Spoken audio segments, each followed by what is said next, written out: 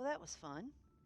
Apparently, my internet decided to take a crap and just poof. Decided, you know what? I'm going to take a little rest today and bip you offline. So I do apologize for the discrepancies in the stream and it ending abruptly while we're in the middle of trying to read some stuff. Because, rude.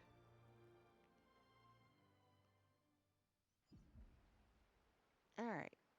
Blah, blah, blah, blah, blah. Because we already been through this.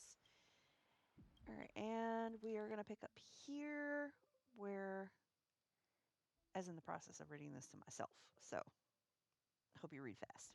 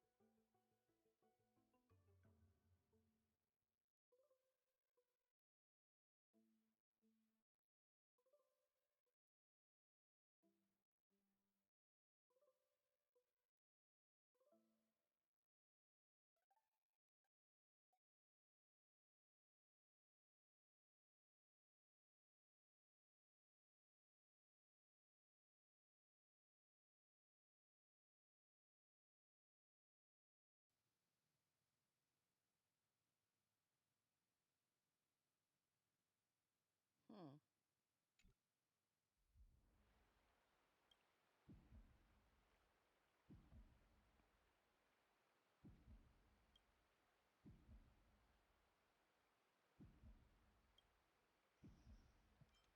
My professor can't possibly be this shy.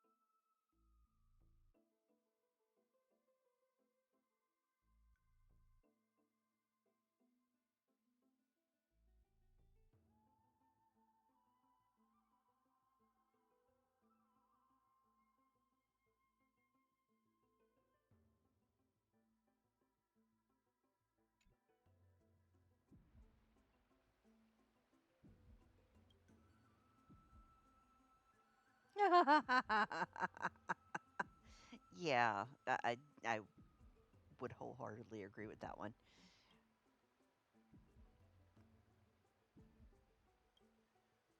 One Punch God, Aquila.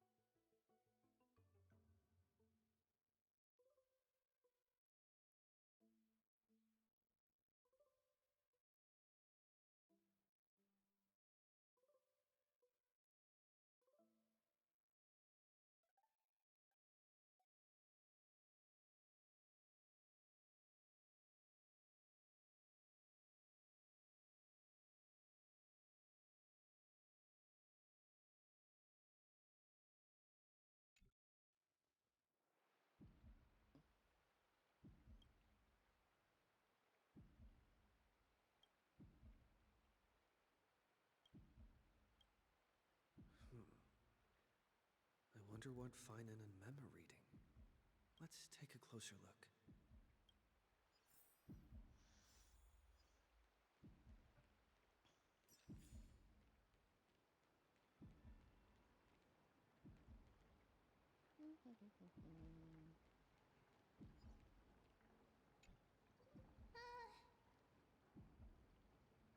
Month of cultivation, curtain fall hour, a time to feast on grains, but poor time for fishing.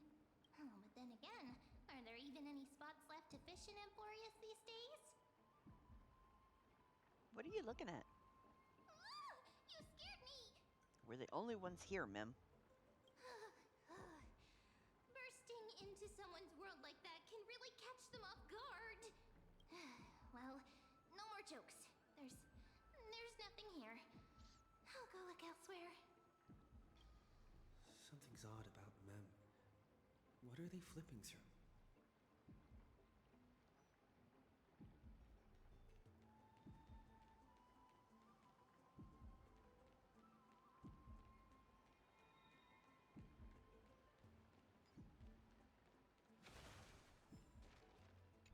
What you doing? Well, I thought I felt a draft just now. Peeking isn't polite, my friend. Just curious what you're reading. No need to You get could testy. have just asked.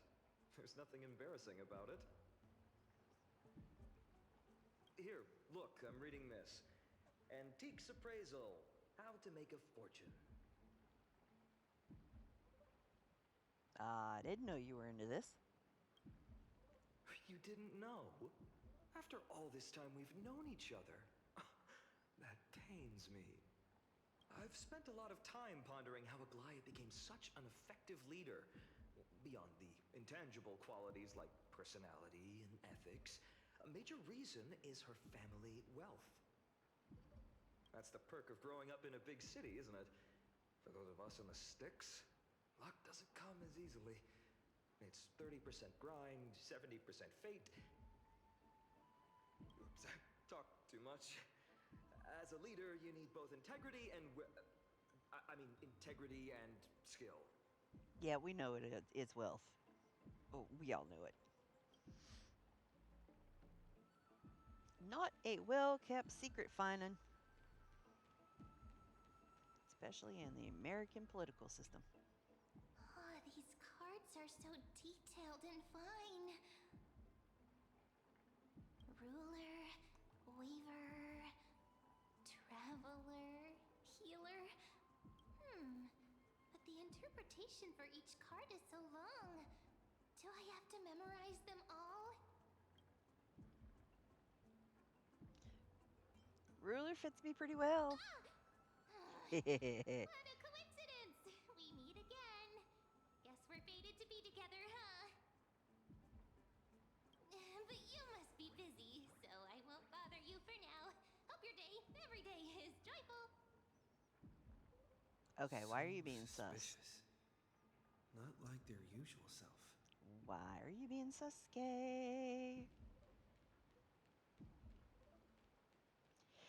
Alright, talk to Finan. Oh, excuse me. Beep.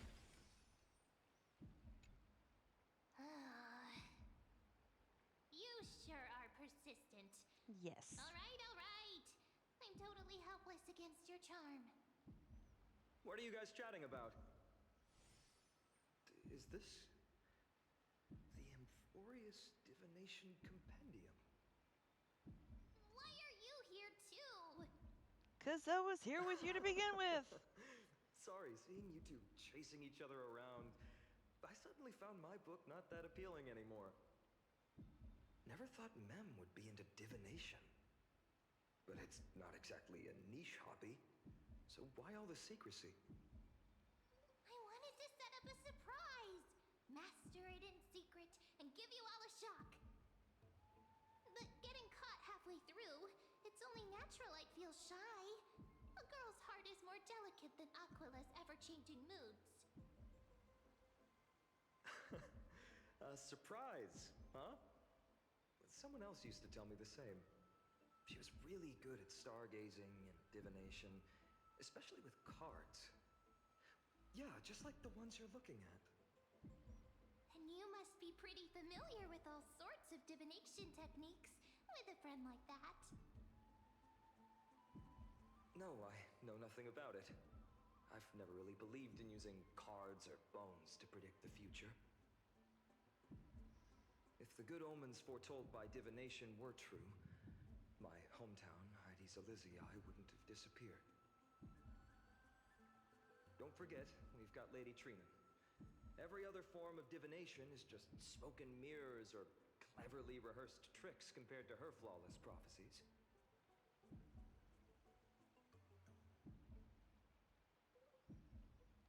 A little faith in these things isn't bad sometimes. To me, divination could be a power that guides our spirits. Fate always casts a shadow in front of us, clouding our view of the future. That's why people turn to divination. It's just to find a small reason to give them courage to face the unknown. You've really thought about this, haven't you? After all, the first chapter of the Divination Compendium discusses the significance of divination. I'm just expanding on that a bit.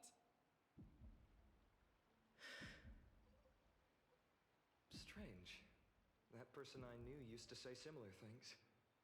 Looking back, whenever she interpreted a card for me, I couldn't help but feel uneasy. Even though I never believed in the outcomes. Maybe it was her tone. Cyrene. She could paint a complete fantasy so vividly, it utterly captivated me as a child.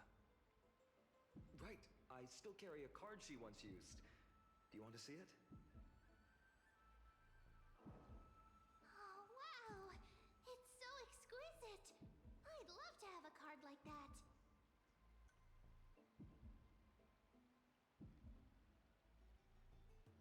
Those mitts up to the task? Oh, now that you mention it, yes. It would be even better if it were made of, say, crystal. Speaking of which, partner, there's something I haven't shared with you all. Remember our first trip to the Temple of the Three Fates? The riddle that Orynyx posed to us? We have company. Who's there? Who is you? You are...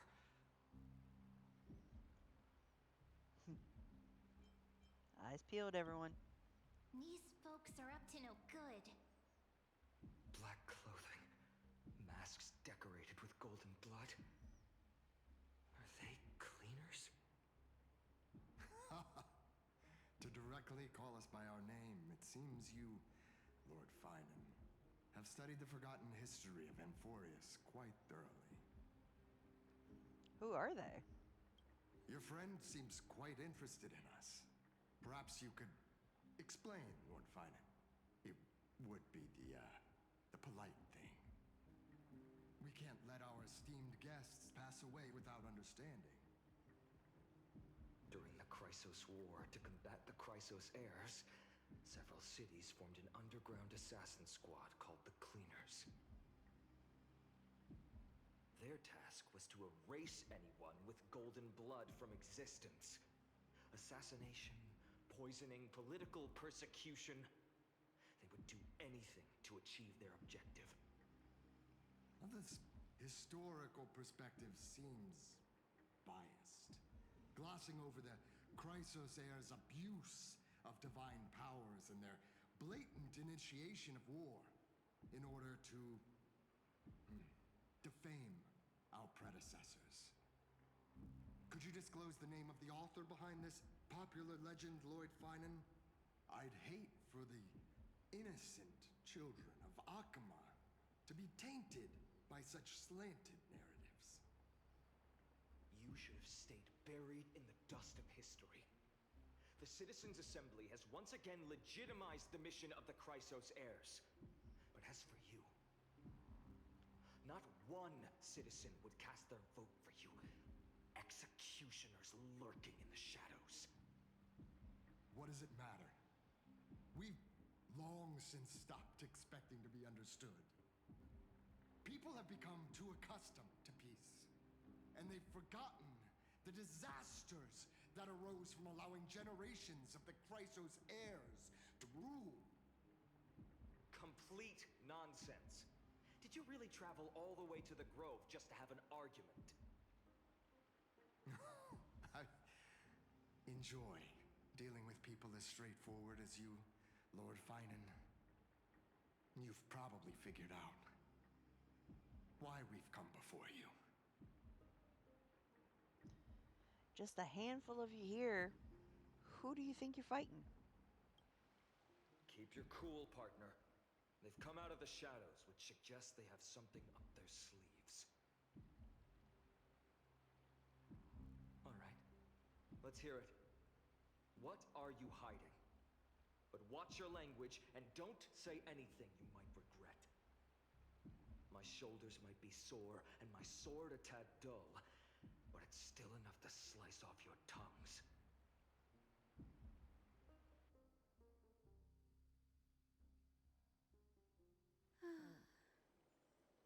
How's it going, Cinny?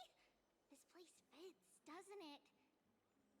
It's a bit small, but the lighting is perfect. Thank you, Lady Treby. With this, the Twilight Courtyard can be reborn in Akama. Do you like it here too, little Ika?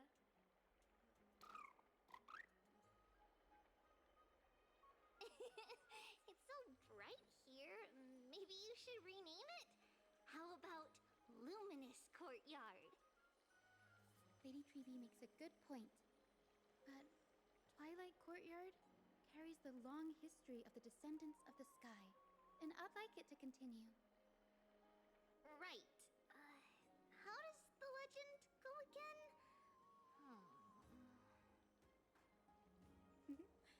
Even Lady Treby forgets things. We just haven't prepared lessons in a while now, so we're a bit rusty. Just give us some time and we'll remember. Now we remember. Kremnos and the Firmament, Volume 3, Section 5. With Seliosi, the Day Thunder Knight, striking down the Eye of Twilight, the divine war between Nikador and Aquila, which spanned centuries, came to an end. Thereafter, the Skyfolk gradually declined. Numerous sky fortresses were abandoned, and their descendants began to establish themselves on the land. Finally, those descended from Seliosi the Day Thunder Knight were welcomed by the scholars under Circes and established the Twilight Courtyard in the Grove.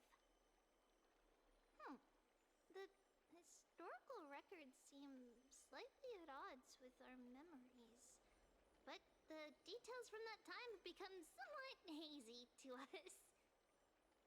Oh, I forgot. For Lady Treby, history is more than just words on a page. It's something you've personally lived through.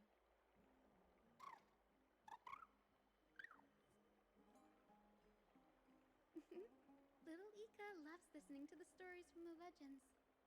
I'm sure you're also imagining one day you'll be as awe-inspiring as the winged beasts by Seliosi's side. That day will come. I believe it. Just keep growing. Lord Crediros? Miss Hyacinth. And Lady Treby. Good to see you're doing all right. I heard from the citizens you were nearby and came to check. Doing all right. What's going on, Crediros? There's been another violent incident at the market. A shop was smashed and looted. It's the third time this week. How can this be? I always thought that with Lady Aglaya here, Akama would remain peaceful. That was true in the past. But these days, forgive my bluntness, her senses may not be as sharp as they once were. Aggie. In my opinion, malevolent forces have noticed the slack in the Golden Threads and are now plotting to exploit the opportunity. citizens' assembly just wrapped up. Why is there still unrest? The Chrysos heirs won by only one vote, Lady Treevee. From my years of experience, a narrow victory often walks hand in hand with unrest. Trouble! Miss Hyacinth! Trouble! Clementine. Take a breath. What's going on? Please! Something terrible has happened at Marmorial Palace! What is it, Doctor? Calm yourself and talk us through. Lady Aglaya! It's Lady Aglaya who's in trouble. Off we go to save the day! And you gonna automatically bring me there, or what?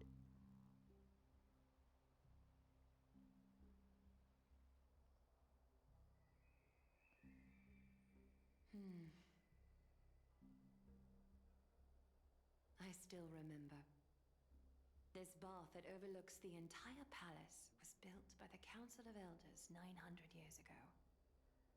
Its purpose was to commemorate the first flame chase journey and to remember the heroes who made great sacrifices for Amphorius a millennium ago. Rules were set then. No one was allowed to enter, apart from guests invited by the Gold Weaver. But, I guess, you're no longer pretending to follow the rules, are you, Lady Kyness?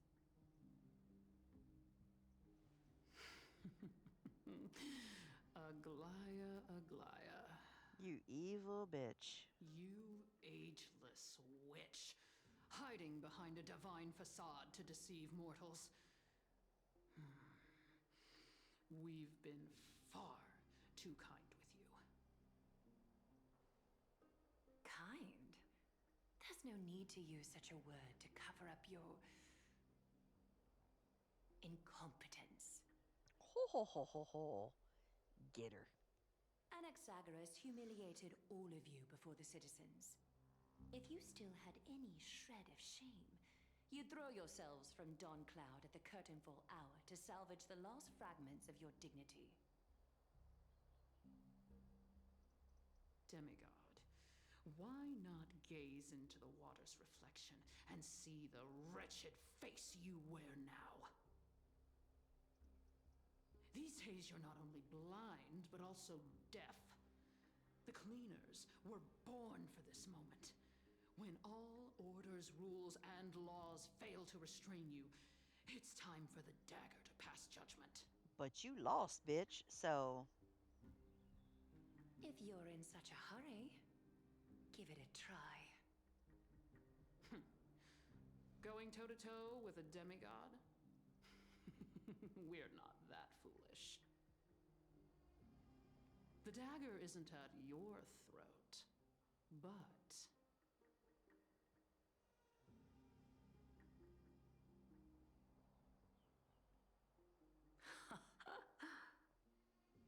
Your gravest accusation is that my humanity is fading. And you claim my concern for mortal joys and sorrows is nothing but a facade. If that accusation holds, what makes you think the lives of these civilians will sway me in the slightest?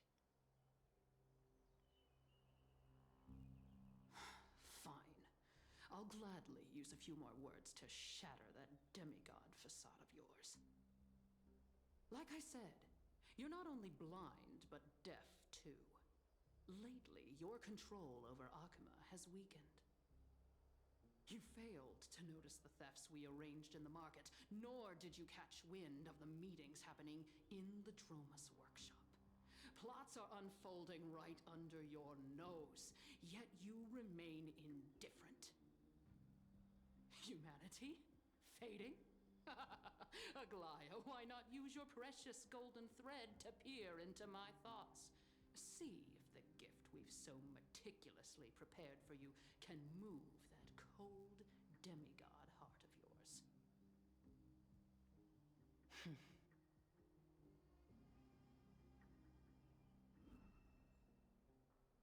In this moment, I only regret not being more ruthless. Because your evil is beyond You. You finally figured it out. You have grown dull. I've been holding that image in my mind this whole time to make sure you could see it clearly.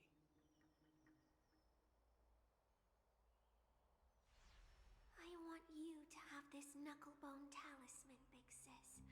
I hope it brings you luck every day and keeps you safe from bullies. That girl who can't speak or hear. What if she accidentally lost her eyes, too? You know better than anyone what it feels like to lose your sight. Imagine if 1,000 years ago you, already blind, had also lost your voice and hearing in your youth. Would you still have become the Aglaya you are today? Look at those broken, pleading eyes. How disappointing. We overestimated your cunning. If this plan fails, we still have dozens of splendid parting gifts prepared. Demigod, would you like to hear about them? I thought I could buy some more time. In these 1,000 years, I've witnessed the fall of 10 titans. From my naive arrogance at the beginning to slowly learning how to guide others.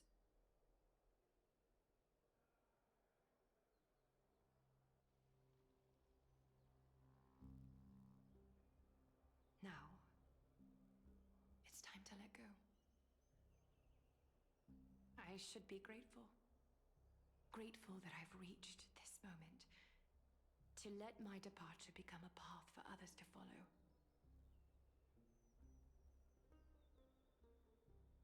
Have I done enough? If I embrace that prophecy now, and sink into the warmth of these waters,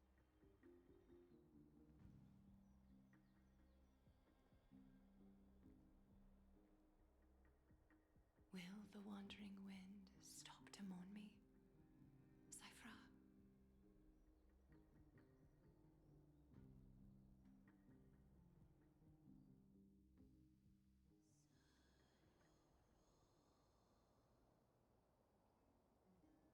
Seamstress!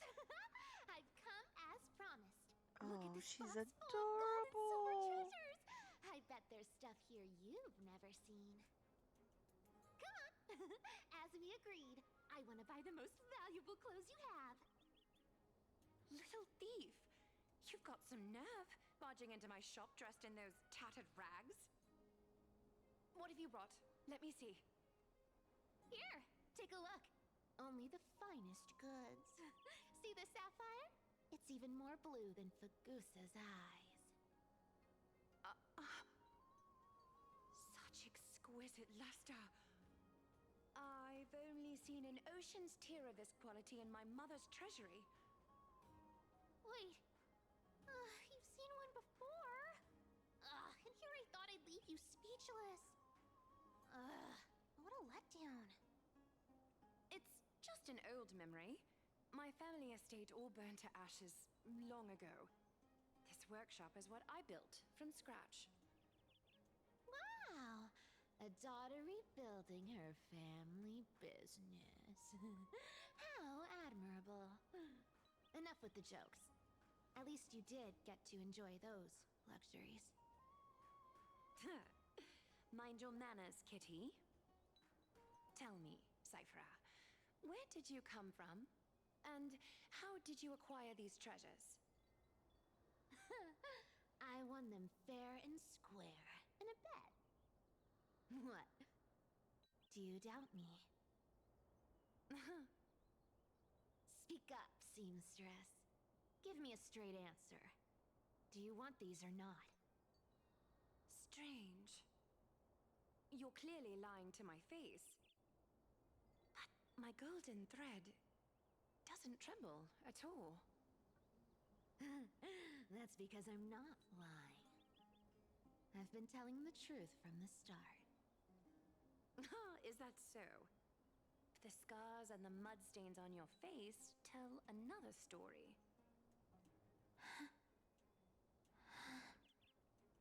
Oh, come on. Can't we just do business without all this chatter? Don't worry. I didn't leave any evidence, so no one will bother you. How can I trust a word you say when you're so skilled at lying? Dealing with you rich people is such a pain.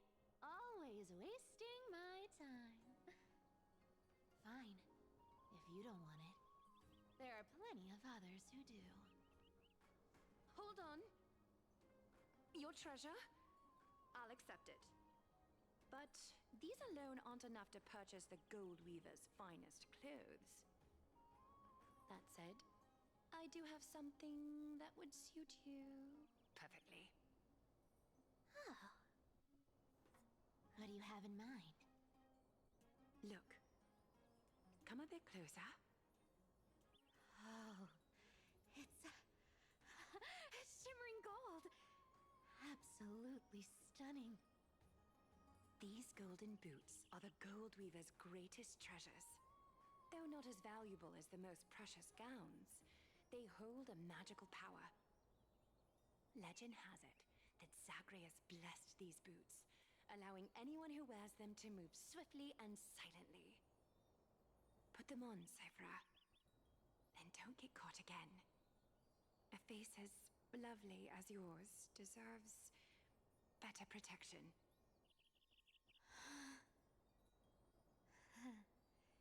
You rich folks just love sticking your noses in everything, don't you? Well, I'm taking these now, so don't get any second thoughts.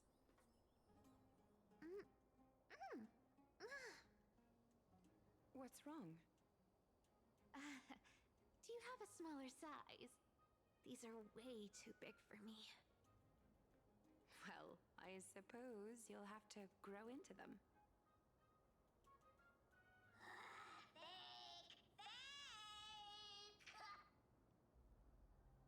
Do you have to interrupt me in the middle of my story? Fake? What's fake? Those boots definitely don't hold Zagreus' divine power! You're Amphorius' most cunning liar, and even you were fooled by a Glyad! Watch your mouth, or I'll feed you to the fish in the River of Souls. I'd like to see you try. Curious how I got tangled up with that seamstress? Well, now you know. Satisfied?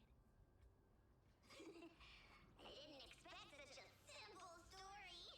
How disappointing. Ooh.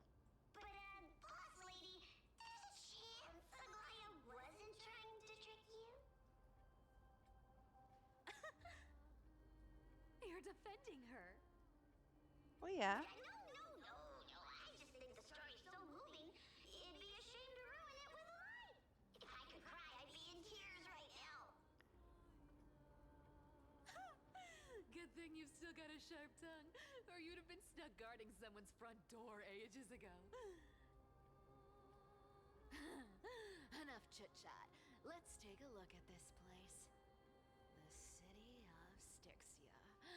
Look how beautiful she is! Let me take a good sniff of this air.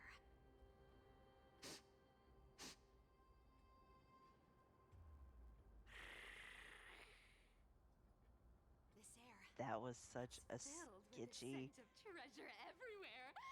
purr. Wonderful. Just wonderful. Oh my god. Thanks to Castorus and Grey Mystery, the ancient city's barrier was finally dispelled. Now that I think about it, helping them was well worth it. Time for treasure hunting, Barto! Lead the way, and whatever we find, we'll split 80-20. Well, I have a suggestion. How about, 70-30 instead? Listen closely. Do you hear that? The gnawfish in the River of Souls are growling with hunger. Nom nom. 80-20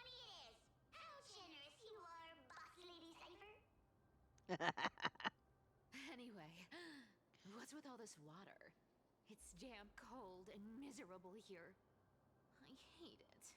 'Cause you're a kitty. Ooh, the mighty demigod of trickery. Uneasy around water.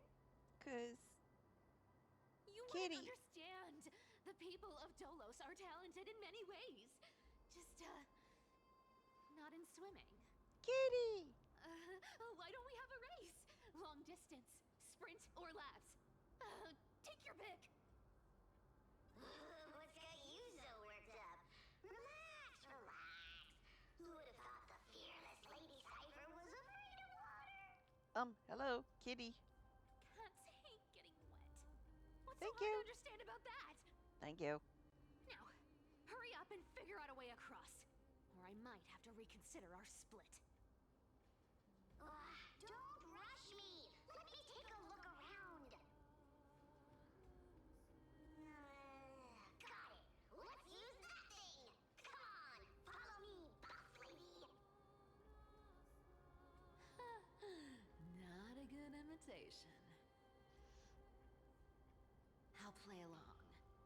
Let's see where this goes, Bartolos. Tell me, how did you hunt for treasure when I wasn't around, boss lady? Trying to trick me into saying something. Not a chance. You're as sharp as ever.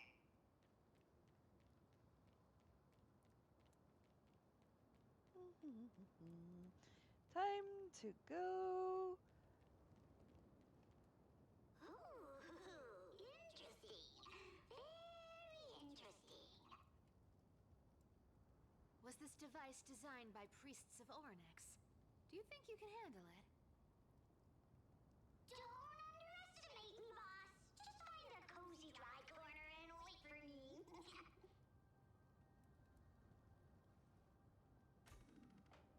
Mission accomplished. Now you don't have to worry about your tail getting wet. Bruh. Not bad, but just a warning. If this thing fails while we're halfway through the water, Don't worry, trust me. For that sweet 20% cut of the loot, I'll make sure you're taken care of.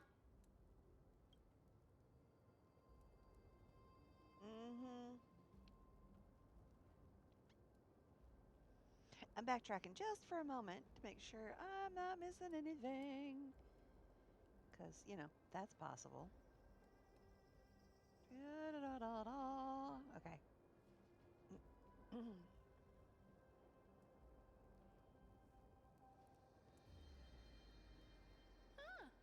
this feels truly magical. When did you pick up this trick? Oh, Zelda.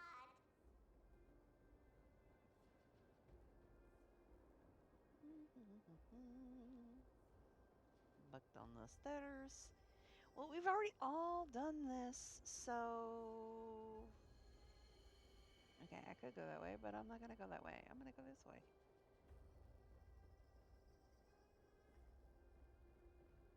Ah.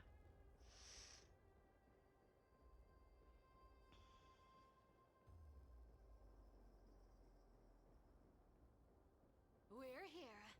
Can we turn off this spotlight now? It's really blinding.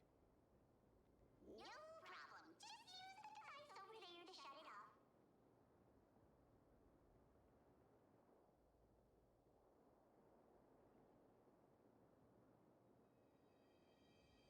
Oh, hello, Big Daddy. What are you doing down there?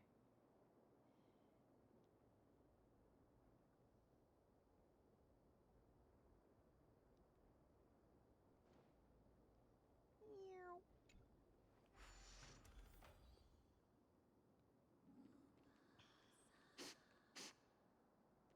The scent of gold coins, gems, and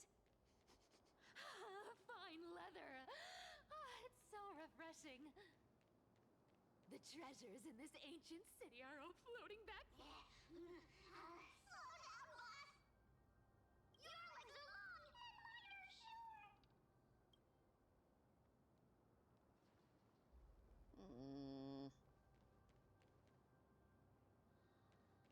am annoyed. I wanted to go this way. Yes. Right here.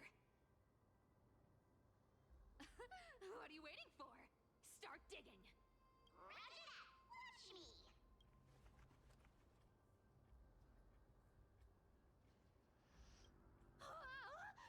That's a huge chest. Move over. I want to open it myself.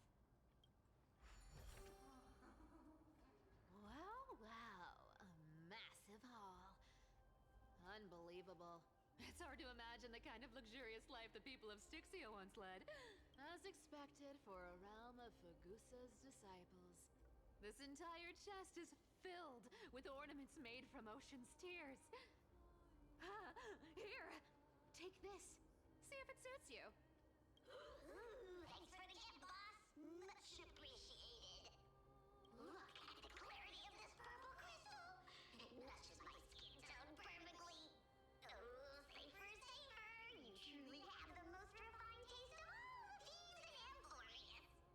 Let me try this on. Huh? Where is my treasure? How long have we known each other? I can't believe you still fall for this. This is... How could I have forgotten about this? I'll believe it as true, and a lie becomes reality.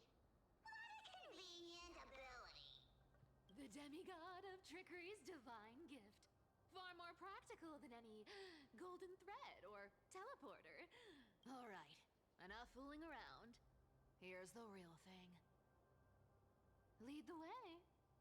Cipher rules! I've already pinpointed the next trove of treasure. Starting navigation. Boss lady, we're set to make a fortune this time. Got any plans on how to spend it? Of course. Spend nothing. Have you forgotten my silly prophecy? I remember, of course. Whoa! Isn't that like... Uh-huh. Isn't that... Once activated, this thing makes a racket that can be heard for miles. It's just too stupid. Seriously, what was the Titan thinking when they came up with this thing? Hey! If you don't want the trickery to be exposed, you'd better start by keeping your mouth shut. What do you say? Boss lady, you're absolutely right. I'll be careful with my words.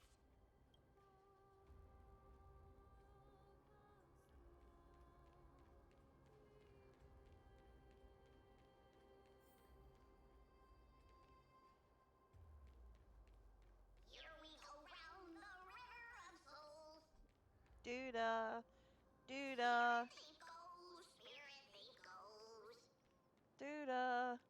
Doodah. What are you even singing? You're totally out of tune. So am I. There's a big guy guarding this place. Yeah, big and dumb. Just a pure lump of stupidity.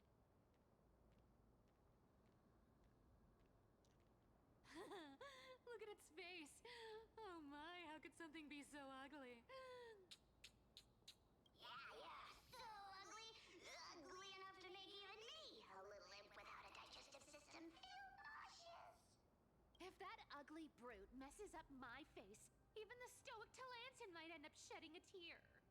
Indeed, that would be heartbreaking. Clearly, running away is the sensible choice. So, how about you take the front? I'll attack from the side. Right. Fleeing fits a rogue nature. Huh? You idiot. Have some sunshine. Dispel the gloom. Restore the skies.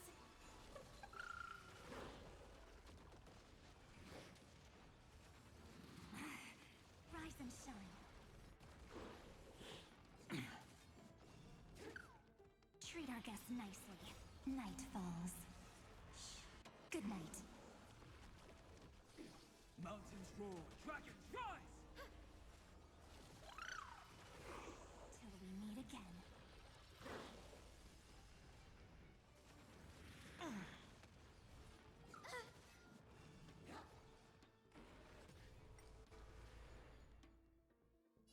Show me the way. Do not worry. This is nothing. Stop messing around. Again. Again. Rise and shine.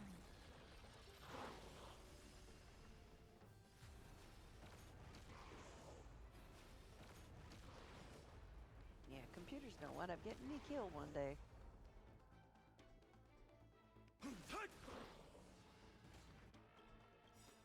May this dispel the gloom, restore the skies. That's mean. Yeah, that Dragons works out well. soaring above the lands. This is permanence! Guide with a rainbow. Not thinking of.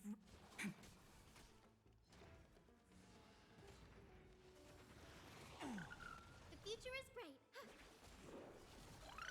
Bip. Such an ugly and useless creature, taken down with just a couple of hits. How boring. Hey, Bartolos, are you still alive? Give us a squeak if you are. Here! Squeak! Look at you, all shaken up. Can't handle even this bit of action. Should be safe here now. Get to work. Aye, boss lady Cypher.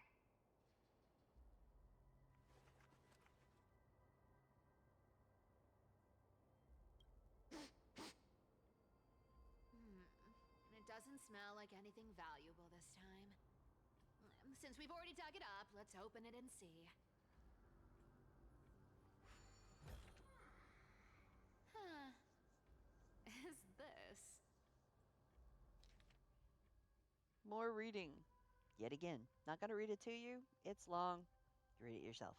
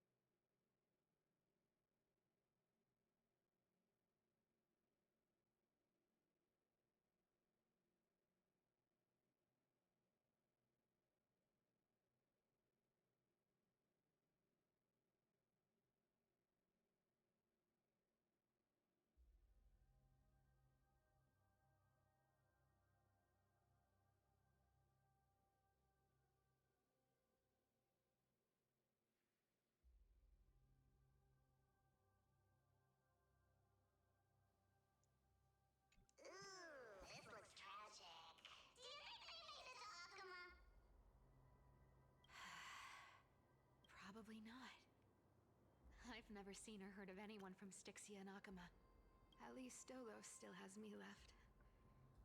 Guess this city wasn't so lucky. It does seem unfair, doesn't it? Just because they were born in the wrong place, they had to face such devastation. Meanwhile, those in Akama, simply because they're supported by the world-bearing Titan, continue to survive. Yeah, the world just isn't fair, is it? Speaking of the world-bearing Titan, Cypher, didn't you tell me once you used to be an apprentice at Kefali's priestly court? Huh. Did I? Yeah, you definitely told me, and I remember it clearly. Maybe it's been so long your memory's gotten a little fuzzy. Right. I did tell you. It wasn't a big deal. I just snuck in with a bunch of mumbling priests and watched them do their spooky rituals around some glowing rock. Honestly, I was only interested in the wallets of the old grandpas on the council back then. Don't remember much else. It's been what? Nearly 1,000 years? Oh, I see. But you in a priest robe? Now that's hard to picture. Who asked you to picture that? Besides, priest robes from 1,000 years ago were nothing like the ones today. Right. I didn't think about that. I was just curious if you ever overheard anything interesting from those priests. How ridiculous. Come on, let's head to the next spot.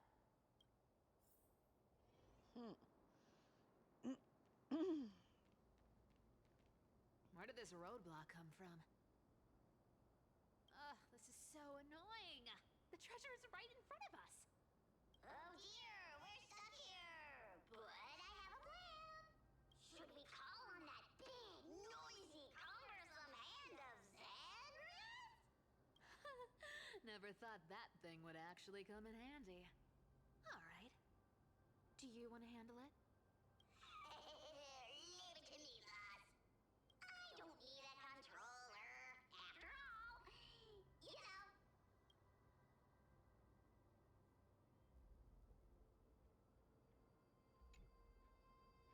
Hand of Zagreus. My darling. Activate!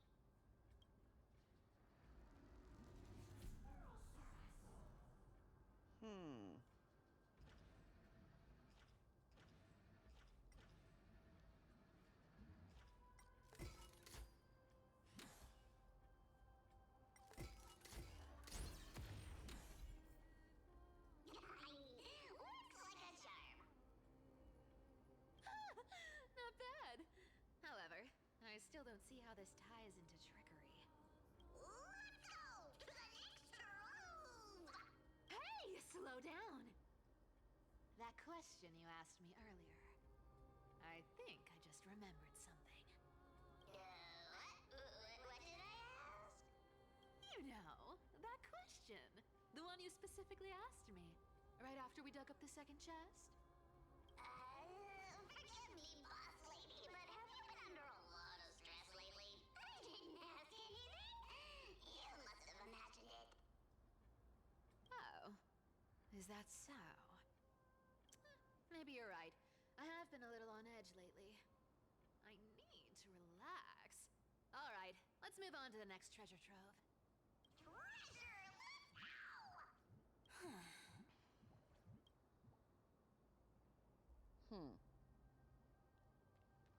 Twinkle, twinkle in my chest, how this core flame is the best. Wow, when it comes to singing, I still sound better than you, boss. Go beyond all time and space on the journey of flame chase. Oh my god! Wow. Just wow.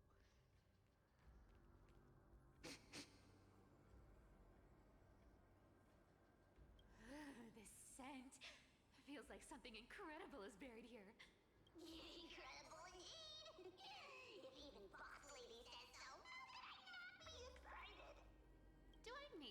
instructions here. Get digging.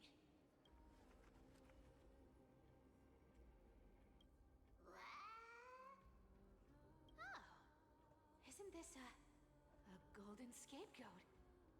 Interesting. Looks like whoever buried this treasure wanted to play a little game with us. Hmm. Oh, isn't there a myth about this thing? Those who feared fire became sheep. Those who did not became human. Sheep, humans, whatever. All I know is unlocking this gets us treasure. Here, this honor's all yours. Puzzles and tricks are right up my alley. Just leave it to little old me.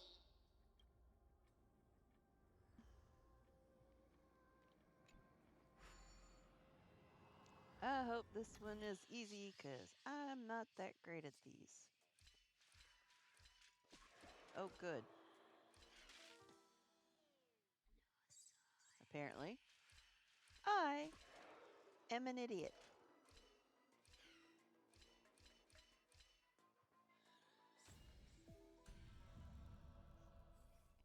Because, just walking right off the end. Told you, nothing can stump me. Cypher, it's your turn now. Stop. Stay there. And don't turn around.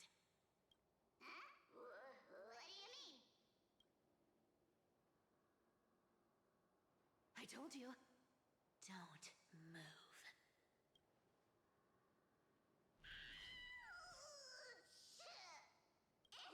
My poor old back.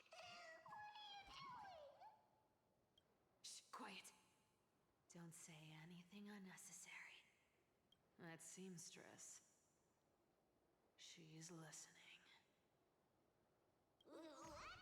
Boss, do you mean? Stay put and keep quiet. I'll handle her. Whoa, whoa. Seamstress. Getting sneaky, aren't we? Did you think I wouldn't notice your little spies lurking around me?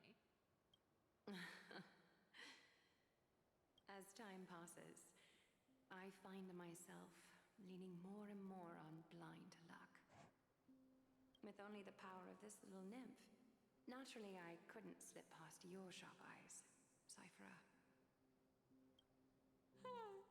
Even if you could fully control Bartolos's mind, I would still be able to see through your disguise.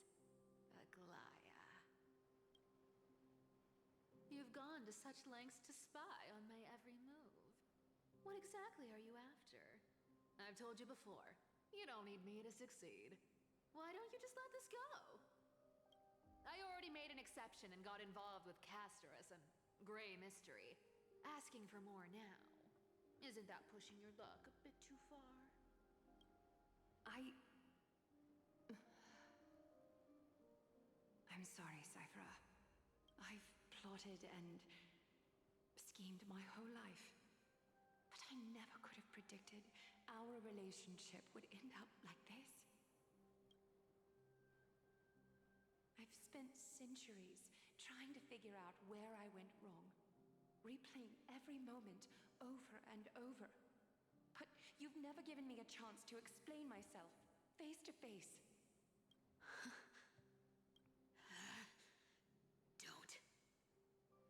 Don't talk to me like that. You know I can't take it. 1,000 years ago, out of foolishness, I let my silence steal away the most beautiful sound I'd ever known. I see limbs. So this time, I must say this to you, even if it's all in vain. I need you, Cyphera. The Chrysos Heirs mission needs you. The finale I've delayed for far too long. It's finally here. Whatever resentment you still hold against me will fade once I'm gone. Please, come back to Akama. I'm begging you. Without you, they don't stand a chance.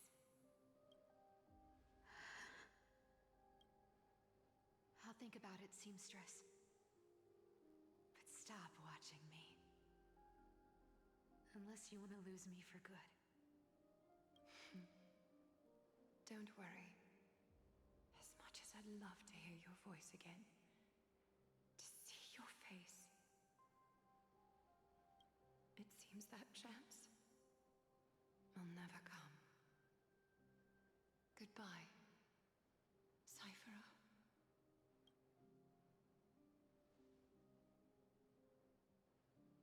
Goodbye, Aglaya.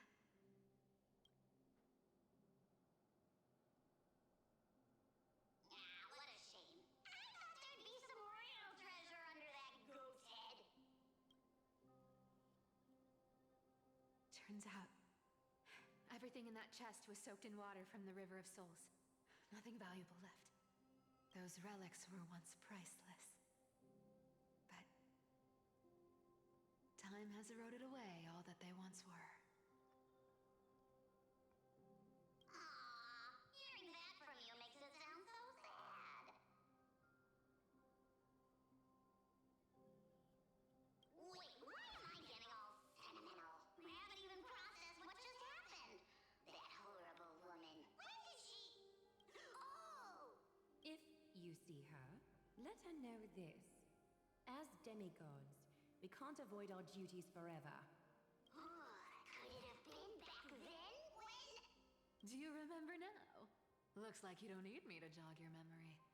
She must have slipped that nymph into your pocket while you were distracted. Don't underestimate that bug. It's every bit as dangerous as the seamstress's golden thread. Let your guard down for even a second, and it might take over. Make you spill secrets you'd never share otherwise. Whoa, that's like some brainwashing monster straight out of the Black Tide! Creepy.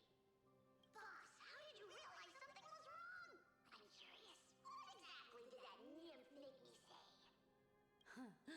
Actually, it gave itself away very early on. Speaking of the world-bearing titan, Cypher, didn't you tell me once you used to be an apprentice at Kefali's priestly court? We've been partners in crime for 1,000 years. We've talked about everything there is to talk about. Except for that one experience at Dawncloud. I never told you about that. I absolutely wouldn't have shared that with anyone. But, boss lady, there's a chance Aglaya wasn't trying to trick you? And as far as I know, the embodiment of trickery despises that golden thread which forces people to speak the truth. You'd never defend Aglaya. Isn't that right, Zagreus? You have a terrifyingly sharp mind. After all, I'm the only one in the world who knows you're still alive. To make sure you survive the Titan trial, I had to fool the entire world. If you want to keep that lie from falling apart, you'd better keep playing your part in the days ahead. Even if it weren't for saving my worthless little life, I'd still walk through fire for Cypher without hesitation. You may have been reduced to this form, but you still haven't lost your way with words. Speaking of which, Cypher, you're not taking that wicked woman's words to heart, are you? Life's been pretty great lately. Why get into trouble now? Don't you think? Honestly, I've been thinking. Maybe a trip back now wouldn't be too bad. You're back again, so... Cyphera, your face. I need clothes. Anything. Just throw me something. A piece of cloth will do. Just enough to cover the wounds. I will pay back the amount I owe. I promise. You're bleeding golden blood. Yes, what about it? So what if I'm one of those Chrysosairs they talk about? Those infinitely strong heroes, world-renowned swordsmen, exceptionally intelligent scholars. Cyphera, disappoint. Who knew that group of amazing people would include me? Pauper. Thief. Con artist. Maybe I should just make another cut to drain all this yellow stuff out of me and... Stop it, Cyphera. I'll give you clothes, warm you up, and stay here. Stay in my workshop until you're healed. Aren't you going to ask me how I got these wounds?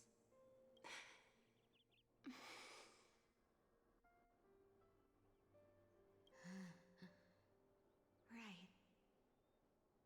What's the use? I'm so good at lying. Even your golden thread can be fooled. If you can't verify the truth, why bother asking at all? I don't need to ask. Nor do I need to use the golden thread. I know everything you do is for survival, at all costs. Stay here. You won't have to deal with the cold or go hungry again. Stay by my side, and you can start putting yourself back together.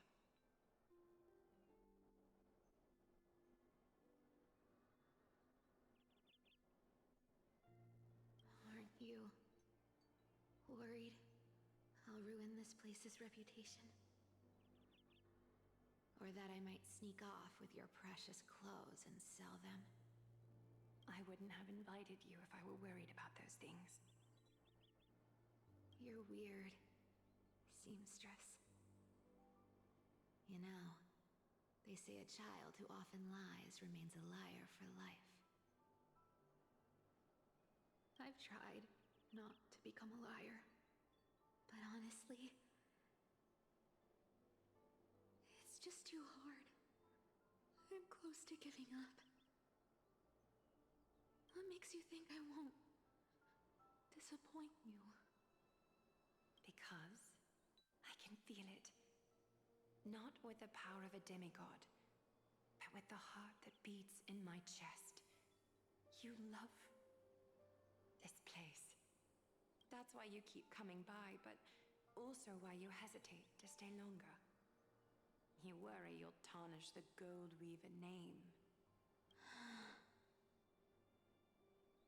After taking over Nestia's divine authority, I became used to letting the golden thread distinguish sincerity from falsehood. However, the mission I need to complete requires me to learn to trust and rely on my heart. Cyphera, you're an honest thing I've given to this world. And also a challenge the world has given to me. Stay here with me. You have a beautiful face that deserves better than to be covered in scars and grime. You've got a way of talking that's hard to follow. All right, let's make it a deal. You have 1 day to change your mind. Once the action hour passes, there's no turning back.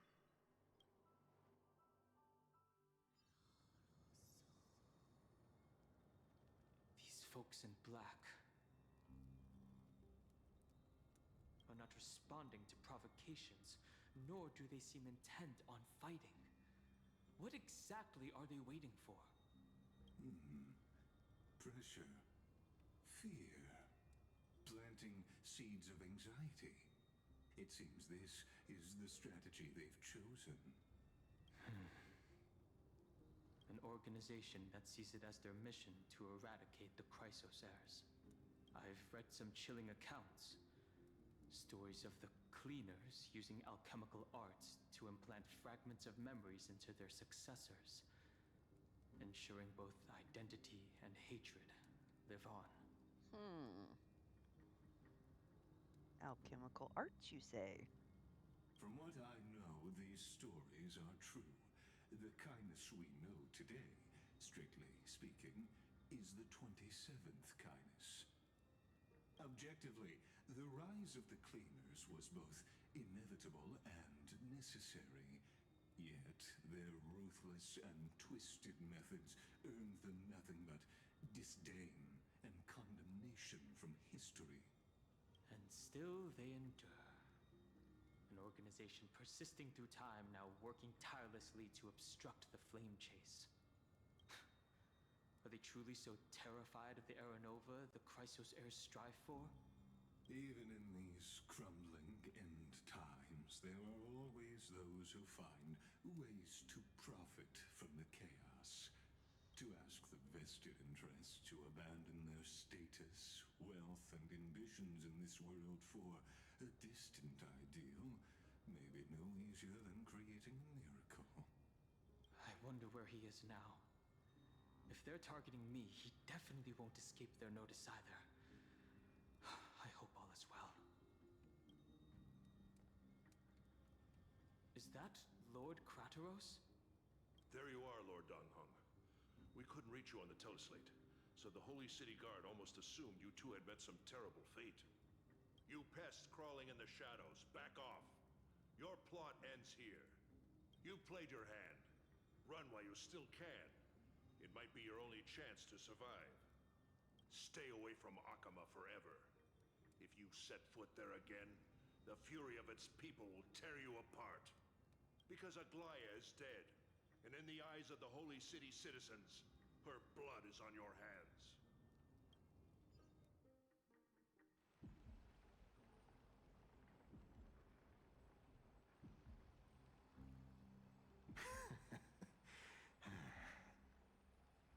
Looks like she was wrong about you. She? Are you talking about the mastermind behind all of this? Well, she thought you were weak. She believed that even when you were facing the evil that you claim to oppose, you'd hesitate to strike. Misinterpreting mercy for weakness shows how arrogant and foolish your master is. They're still alive. With proper care, they'll pull through in a few days. But I must warn you, I haven't fought a human in ages. I can't guarantee I'll always be able to hold back. They're lucky they're still alive. If you feel as lucky as they are, try me. Bro, you sound so cool. Hard eyes. Finon is seriously upset. Get I said what I said. Don't show your face around us again. If your master wants to stop the flame chase journey, she'd better bring an army that makes Kremnos at its peak look like child's play. Oh, Daddy? Daddy? I've said it more than once, Lord Finan. We're not here to start a fight. We came only to ensure you weren't anywhere else. While you were unaware, we already accomplished our mission to buy time. So, Lord Finan, until next time. Because y'all killed Aglaya. Are you okay?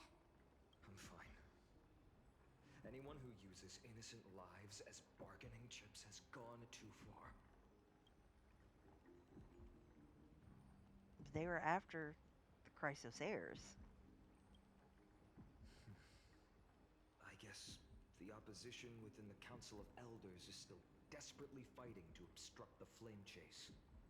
If the conspiracy is exposed, they'll be hunted down in the Holy City like rats with nowhere to run, no matter where they hide. My teleslate.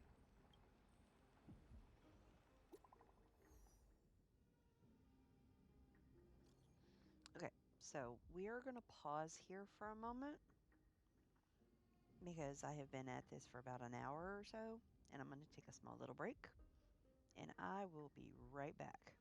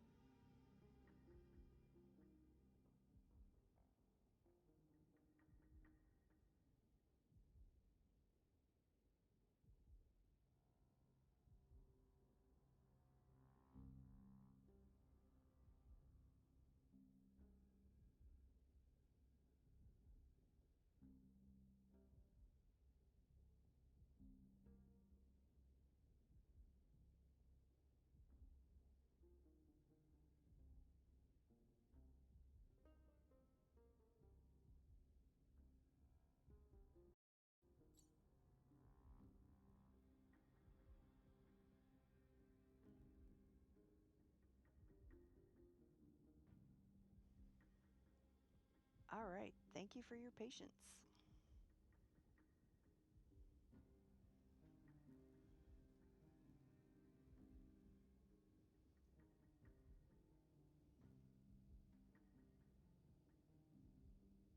Hmm.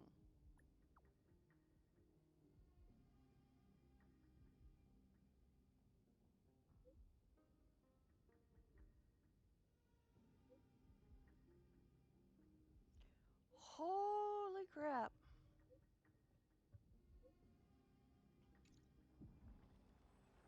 Aglaya, is this... Blasted! Those guys...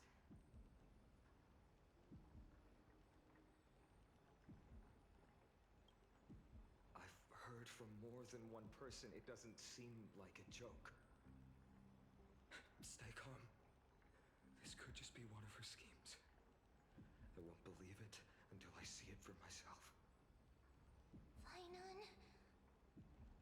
What should we do now? Stay on course. I'll contact Treeby and ask her to keep the citizens calm.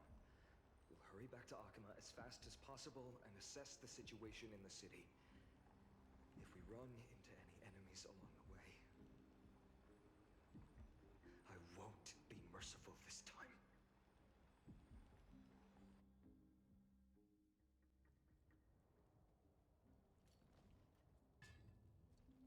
Cartonis?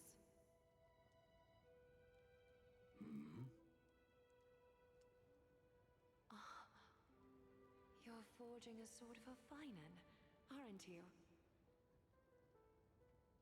I haven't seen you wield the hammer in so long. I couldn't help but be entranced by the sight. You, Aglaya.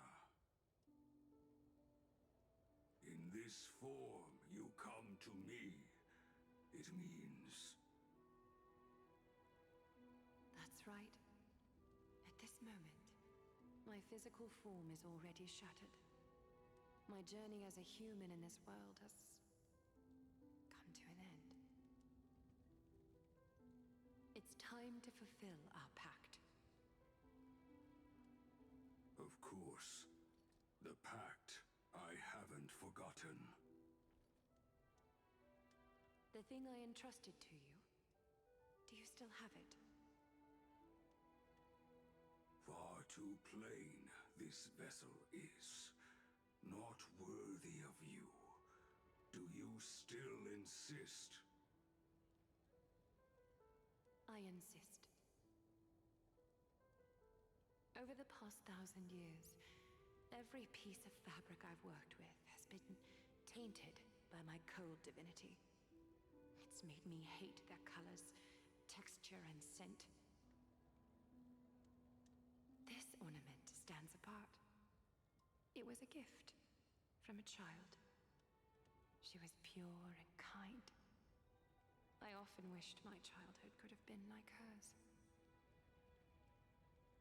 How to say goodbye to everyone? Have you already planned?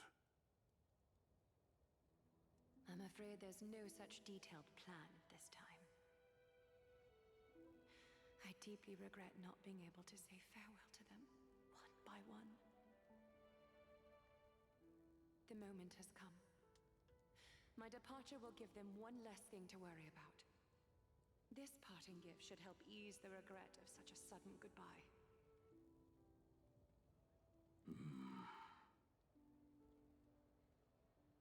Invented for the Titans, Kremnos' soul-forging technology was.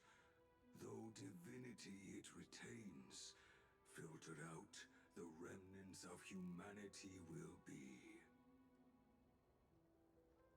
Is that what you want, Aglaya?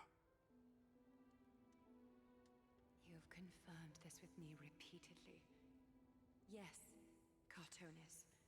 I need you to do this for me. Condense my divinity into this ornament.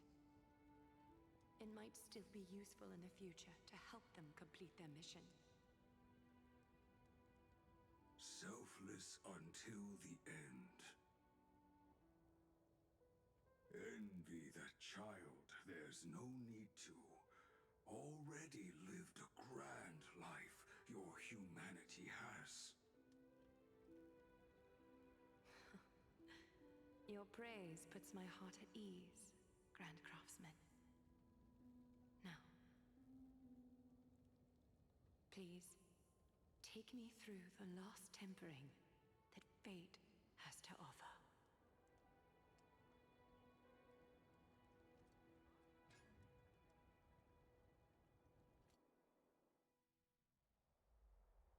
The city is silent, and tension is building with every passing second. The news is probably spread by now. Every household is locked up tight, and all the market stalls have closed down temporarily.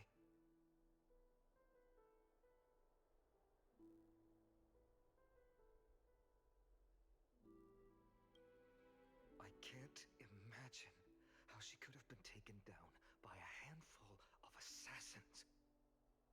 Unless it's all a part of her plan. If this is all part of a larger plan, Treby must know something. She just couldn't say it in the message.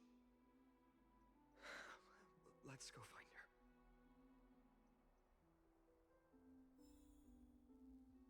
All right.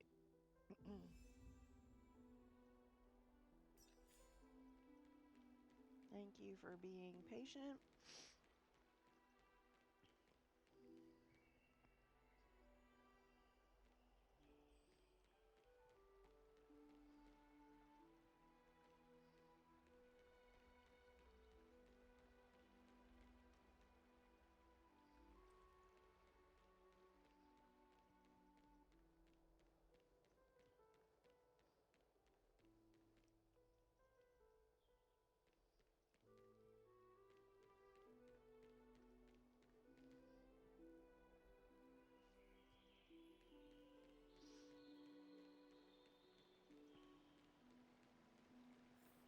Dan Heng came back before us.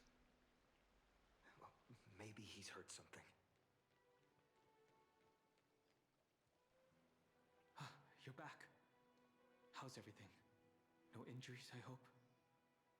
Don't worry. The cleaners didn't lay a hand on us. Lord Crateros, were you in the city when it happened? What exactly went down? Fanon's gonna lose his shit. No one knows the details of that moment. Eyewitnesses only saw... It's fine. Just tell me. Eyewitnesses at the Memorial Palace saw Aglaya fall from the Chrysos air bath. Oh, gods. She showed no signs of life by the time the Holy City Guards approached to check. They were too afraid to jump to conclusions. After all, she was a demigod who lived for over 1,000 years, the leader of the Chrysos heirs. Most citizens of the city believed that death couldn't touch her. She was pierced through the heart by a uniquely crafted dagger. I saw it for myself. It's one of the weapons carried by the cleaners. Why didn't they go after us? I also don't understand. This doesn't add up. The ones who appeared in the Grove and those who confronted Dan Heng in the Abyss didn't immediately resort to violence. They were just watching and trying to intimidate. They didn't have any reason nor the courage to attack Aglaya. Perhaps... Speculating blindly won't help. Let's go find Lady Treby, as she understands Aglaya's mind best. I'll stay here to lead the guards and maintain order. Find out what happened, but don't take too long. With Aglaya gone, someone has to take her place and lead Akama. Also, Miss Hyacinth was the one who declared Aglaya dead. You might want to speak with her. Thank you, Lord Crateros.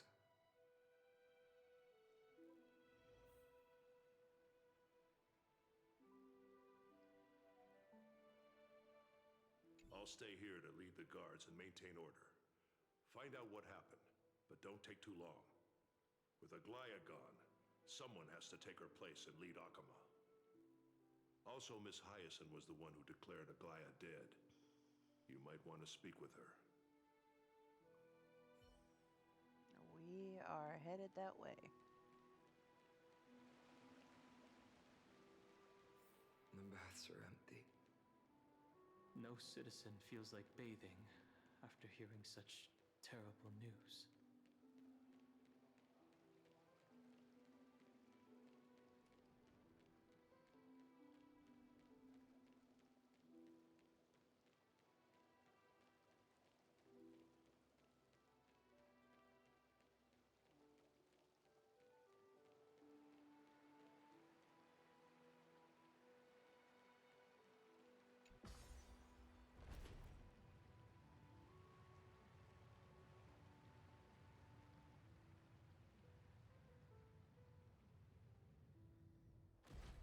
Awkward. Who worked better? You're back. We heard from Krateros. Are you alright? I'm fine. I've been staying close to Lady Treeby and Lady Trinan after the incident. It's great that you could come back so quickly. They need someone with them now.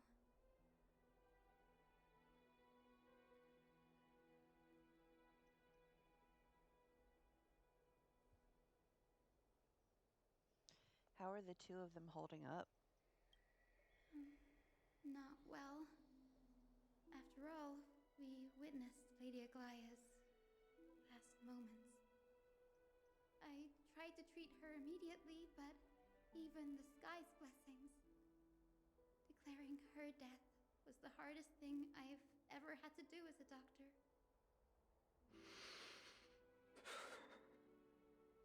Lord Finan, don't push yourself. You're carrying a heavier burden now.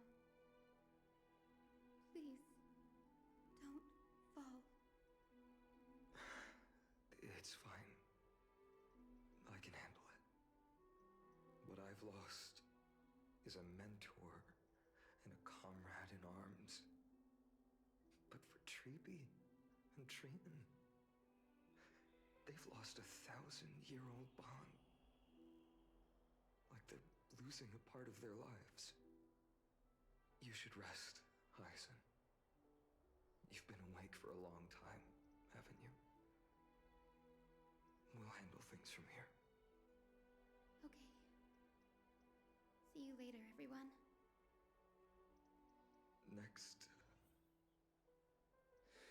we should visit Lady Treeby.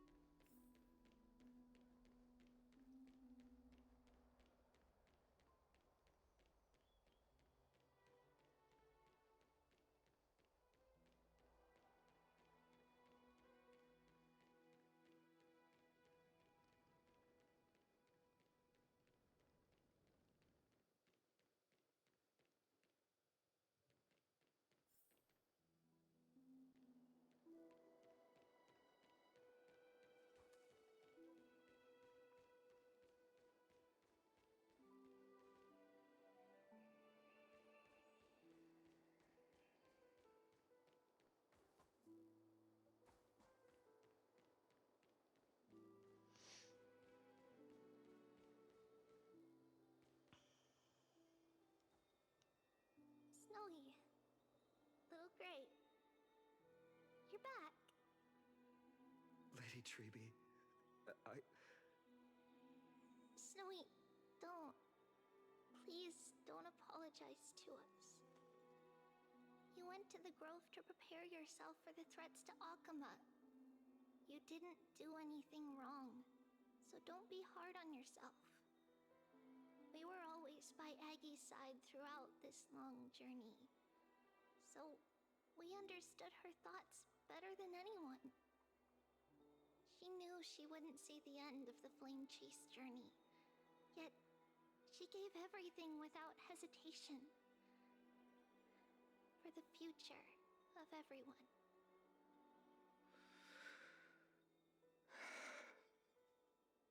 I know what Aglaya expected of me. Right now, the last thing Akuma needs is a leader wallowing in self-pity. The scroll over there was entrusted to us by Aggie. She instructed us to hand it over to you when the time was right.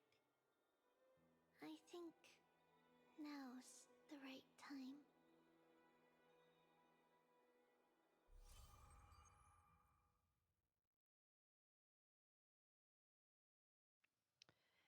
All right, let's get into the recollection.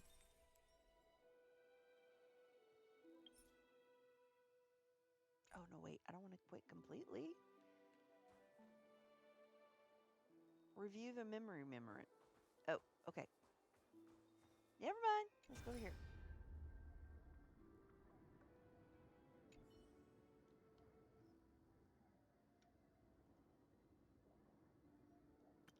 So you really don't have to take the medicine anymore?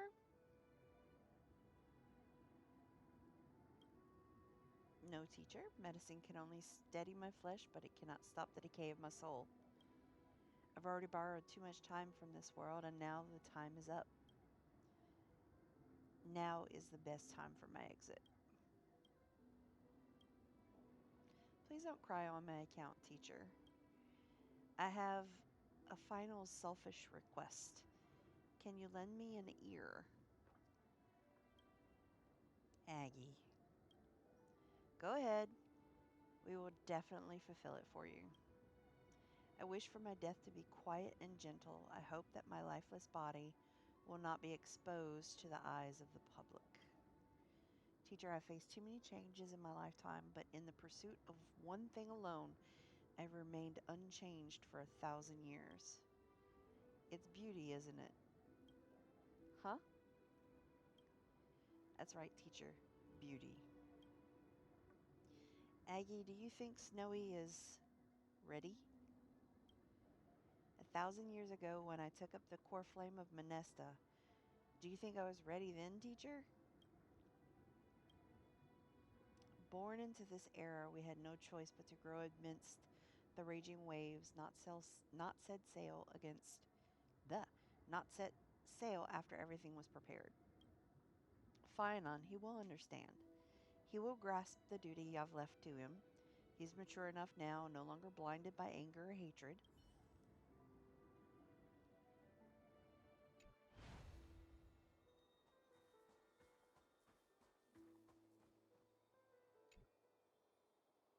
Phainon, my humble student, my trusted colleague.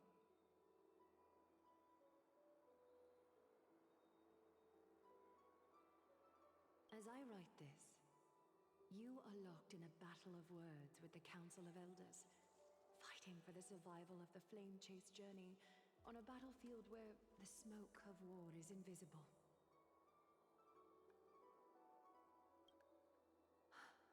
I deeply regret and feel guilty for hastily pushing you and the Trailblazer into the debate. But please forgive me. At that moment, I could not afford to show any sign of weakness before you, as it would have crushed your morale. I considered the debate a routine affair, assuming I could win merely with the support and experience we'd accumulated over centuries. But I underestimated Kynes and her party's cunning, and also the deterioration of my own senses. The trap was likely set by the debater Callictus. He had prepared a severed golden thread in advance, revealing it to the public when Kynes was faltering in the debate. He claimed I was reading everyone's thoughts with the golden thread to cheat in the debate. I could have countered that low tactic in 100 ways, but my words slipped out before I could even think about them. With deceitful scoundrels like you in the crowd, I have no choice but to rely on the golden thread to keep watch over everything in this holy city. You can imagine the reaction that comment provoked. At that moment, I felt my time was running short. The divinity in this body might be eternal, but that is not the essence of me. I am a daughter of humanity, born of my mother, and I will die as a human. Realizing that my humanity was fading, I began to plan my exit. What kind of departure would not waste such a belated death? I have yet to find the ideal answer. But I knew I couldn't simply fade away in my sleep like anyone else. The serpents have always lurked in the darkness, terrified of their heads being cut off by the golden thread. If my departure were to be calm and uneventful, it would only lead to a swarm of those serpents emerging from their nests. Regrettably, a peaceful death is a luxury I cannot afford. I must feign weakness deliberately to make those serpents lose patience and act rashly.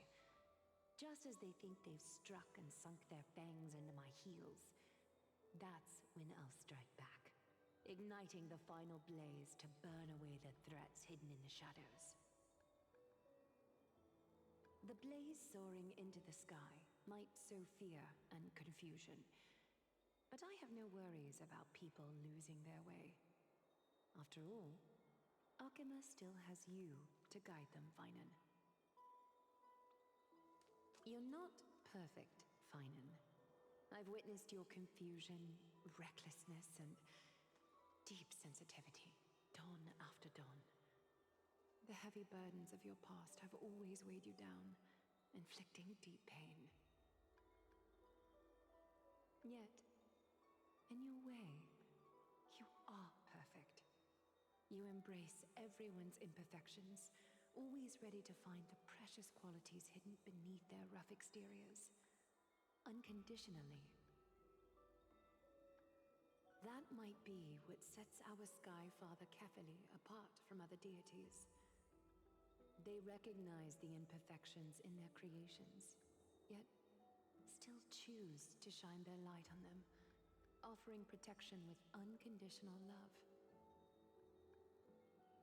Finan, while you zealously pursued strife, believing it to be your destined path, from the very beginning, my thoughts have never changed. You are the destined world-bearer of Amphorius, the gate to Amphorius's future. Go, complete the flame-chased journey of the prophecy, ignite the stars, and inspire hope in the hearts of humanity. I will be waiting at the end of the West Wind, looking forward to the miracle you will create.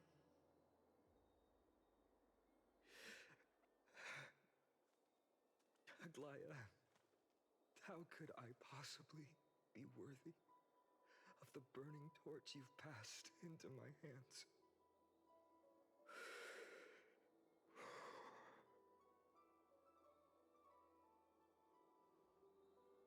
Danheng, can you do me a favor? Whatever I can help with, just say the word. Please deliver a message to Lord Crateros. Have him gather the Holy City guards and the Kremnoans to spread the word from door to door. At the lucid hour tomorrow, Finan will speak at the Marmorial Palace. Urge everyone who has concerns about the Holy City's future and the Flame Chase journey to attend this gathering.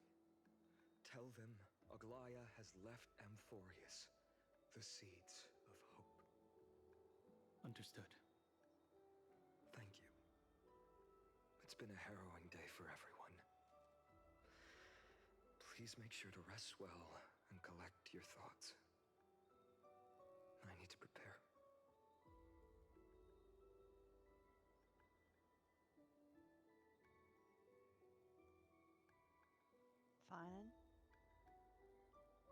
Cartonis has arrived. Cartonis. What brings you to Marmorio Palace? I planned to get everything settled before coming to see you. Is there something urgent, Cartonis? How are you holding up, I wanted to see. Better than I expected, you seem. There's no room for doubt anymore. It's time to take action and show everyone that the leadership of the Chrysos heirs is still strong. Right. Your assessment is now here. Take this.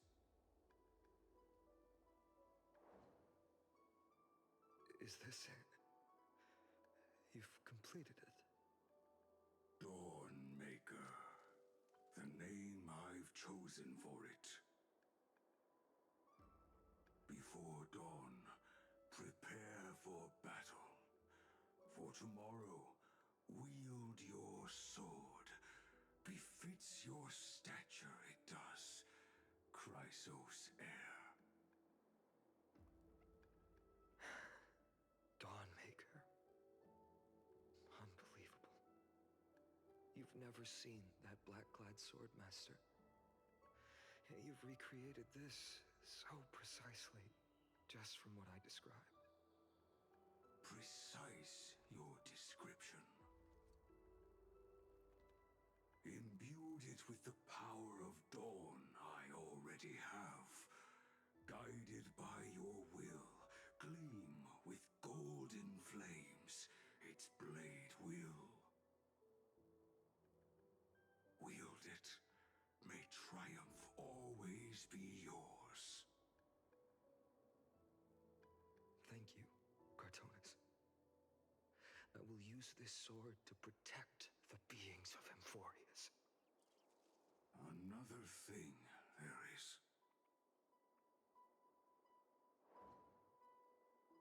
What's this? Stored here, the remnants of Aglaya's divinity are.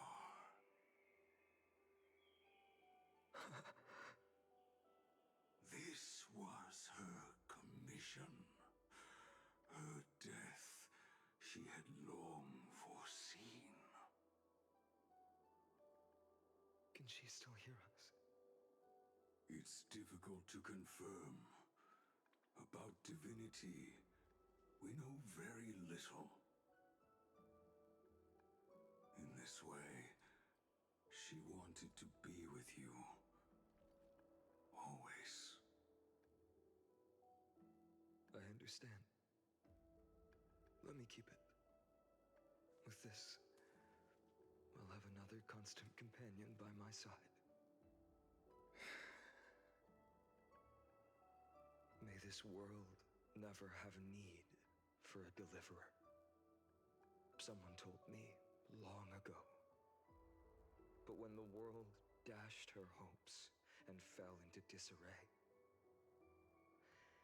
if she could see me now, leading from the front, rallying people against their destiny, she would surely smile.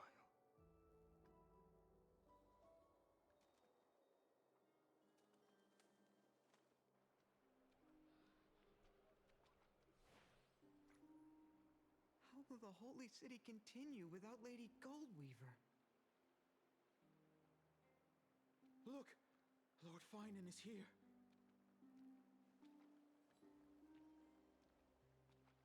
Will he step up to lead Akama?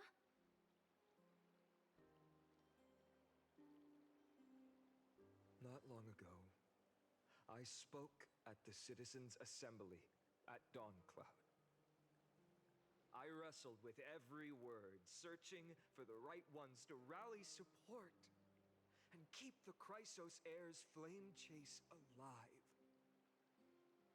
In the end, I remembered a lesson from one of my teachers.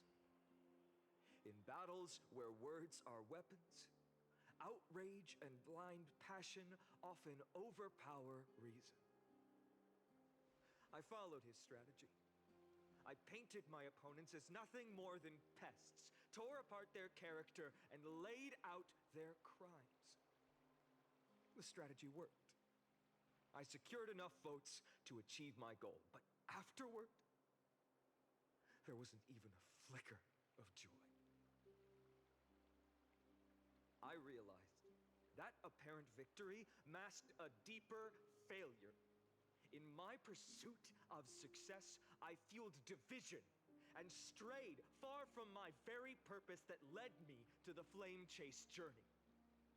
This journey was supposed to unify, not divide, to strengthen us, not weaken us. It was the gold thread that mended our rifts in the past. Some saw it as a means of surveillance, a tool of control. But no one can deny that it was Aglaya who held this city and even this shattered world together. Now she is gone. Yes, as you have heard, the demigod Aglaya, who guarded the holy city for a millennium, has indeed fallen.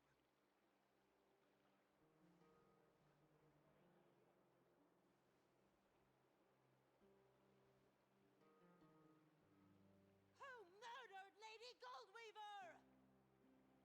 Find the murderer! Make them pay!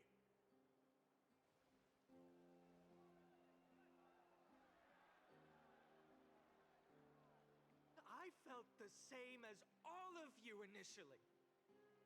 I wanted to stand here beside you, to condemn the sinners, to discuss retribution, and to see justice brought down upon them. But my perspective has changed.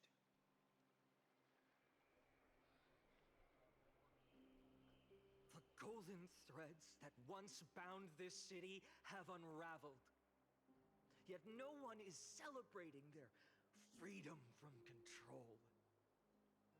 In the empty markets and bath chambers, one feeling lingers. Unease. Deep down, we all know the last safeguard against the harm we may do to each other is gone. No divine power will protect us from the malice in our hearts. From now on, only the moral code we choose to uphold for ourselves will stand between us and the abyss. Finon has a way with words.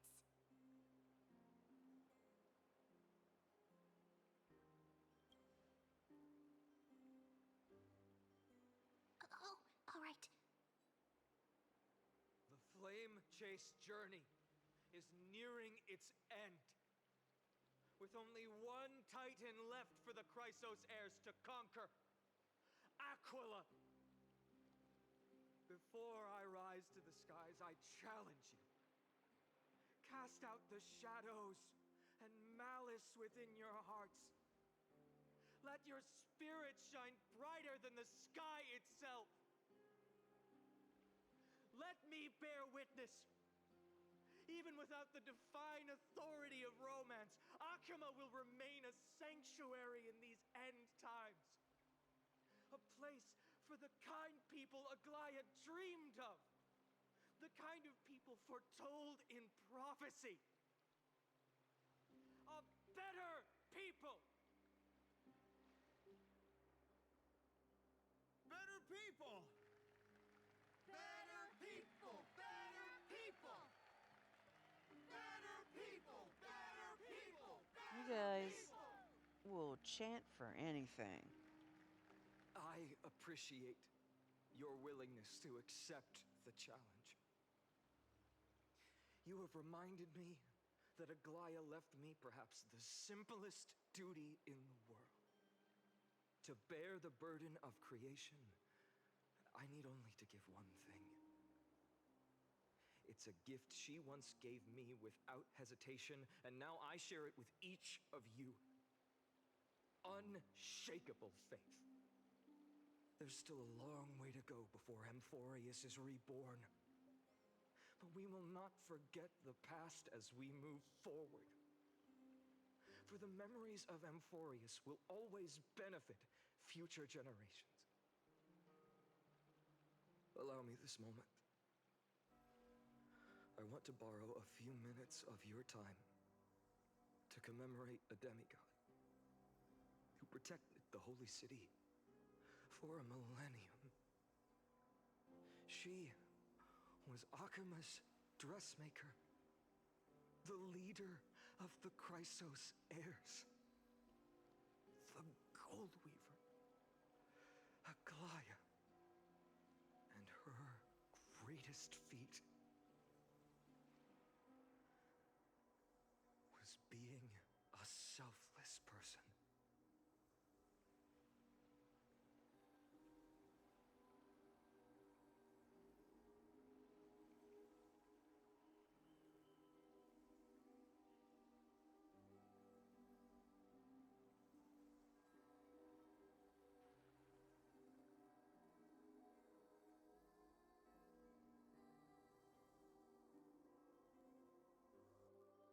That singing sounds so familiar.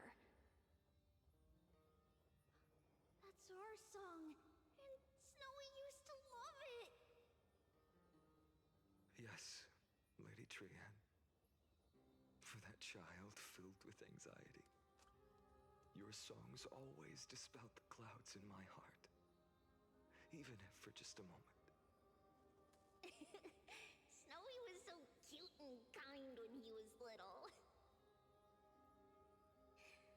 Now, you've grown so much. Maybe not as cute, but still just as kind. Time spares no one, so there's nothing we can do. But kindness, you helped nurture it in me. Don't mention it. Your light is as bright as ever. Keep it up and stay strong. See you, Snowy. Goodbye, Lady Trian. I heard what you said. Are you suggesting the debate tactics I've taught you are nothing but sleight of hand? Not at all, Professor Anaxa. Honestly, without those techniques you taught me, the Flame Chase journey might not have survived. Good thing your head's still clear. The Chrysos heir of Kefali. I had no idea you had it in you while I was drilling those formulas in your head in class. Who could have thought, Professor? By the way, I've completely forgotten those formulas now. Some things never change. In our next lives, I'll teach you how to truly embrace your divine duties.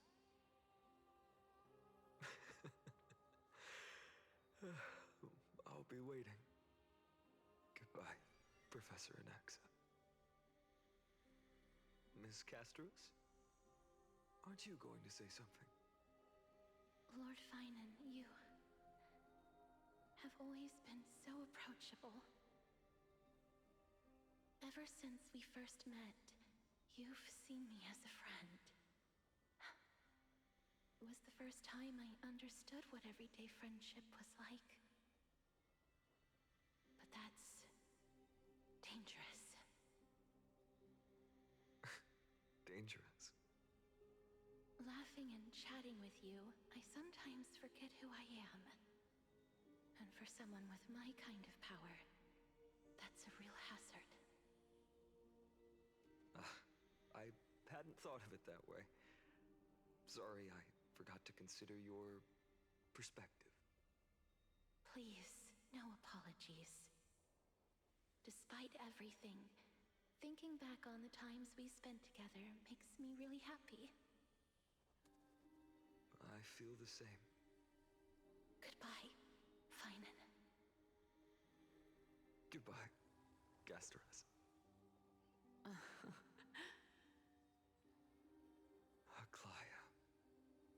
Remember, Finan, after completing the flame chase, leave the decision to initiate the miracle of Genesis to the Amphorians. The Chrysos heirs are the executors of the prophecy, yet they, the people, are the true masters of this world. Rest assured, I always keep your teachings in mind. The difference between a presumptuous hero and a tyrant is a fine line, right? Well said. You've got a good memory. It's late. Anything else you'd like to add? Anything else? Even in your imagination, I'm not one to show my vulnerable side. No worries. I've long understood how difficult it is for you to open up completely. Thank you for bringing me here, Aglaya. You saved me. Maybe what I wanted to save wasn't you, child, but this crumbling world. Goodbye, Finan.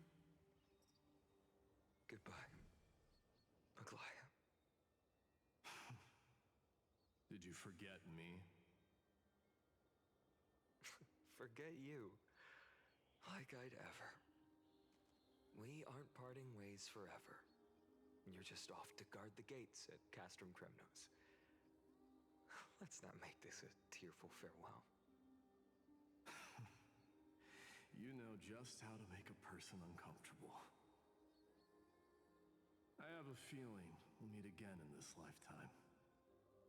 Let's have another showdown then. Deliver. That's very confident of you. I've changed since then. Have you seen this sword? It's a masterpiece freshly forged by Cartonis. A bold statement for a mere mortal who hasn't yet claimed the power of a titan. See you around, Finan of Ides Elysiae. It's a date, Mightymouse. What a poignant, yet splendid journey. And it's still not over yet, is it? Yes, Cyrene. I was right. In the end, you did become the deliverer in this story. A lot has changed while you were away. I've met so many people and tried so many things. I've found new resolve. And I've let go of some attachments. I'm not the same person I used to be. But to me, you've never changed at all, Finan.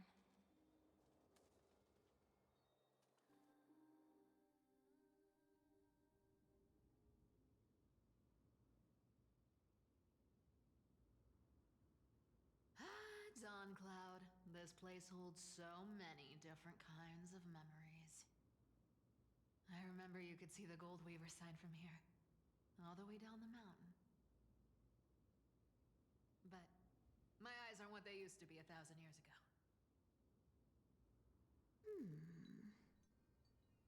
Cyphra, you... Seamstress. Tell me, does Akama have any treasures so rare that not even your... I mean, our shop has seen? Of course it has. I heard there's a gem of all worlds hidden somewhere in Dawncloud. Apparently, it's a piece that fell out of the Dawn device. It's truly a priceless treasure, being a part of Kefali's divine body. Even I, the Gold Weaver, cannot witness its glamour. Gem of all worlds. Nice! Got it! Well, please keep looking after the shop while I... Let me guess, Cyphra. You're probably already plotting to sneak into Dawncloud to steal that gem, aren't you? And your next move is probably trying to sell it to the highest bidder, then distribute that money to the poor and the refugees in the Holy City? Look, seamstress.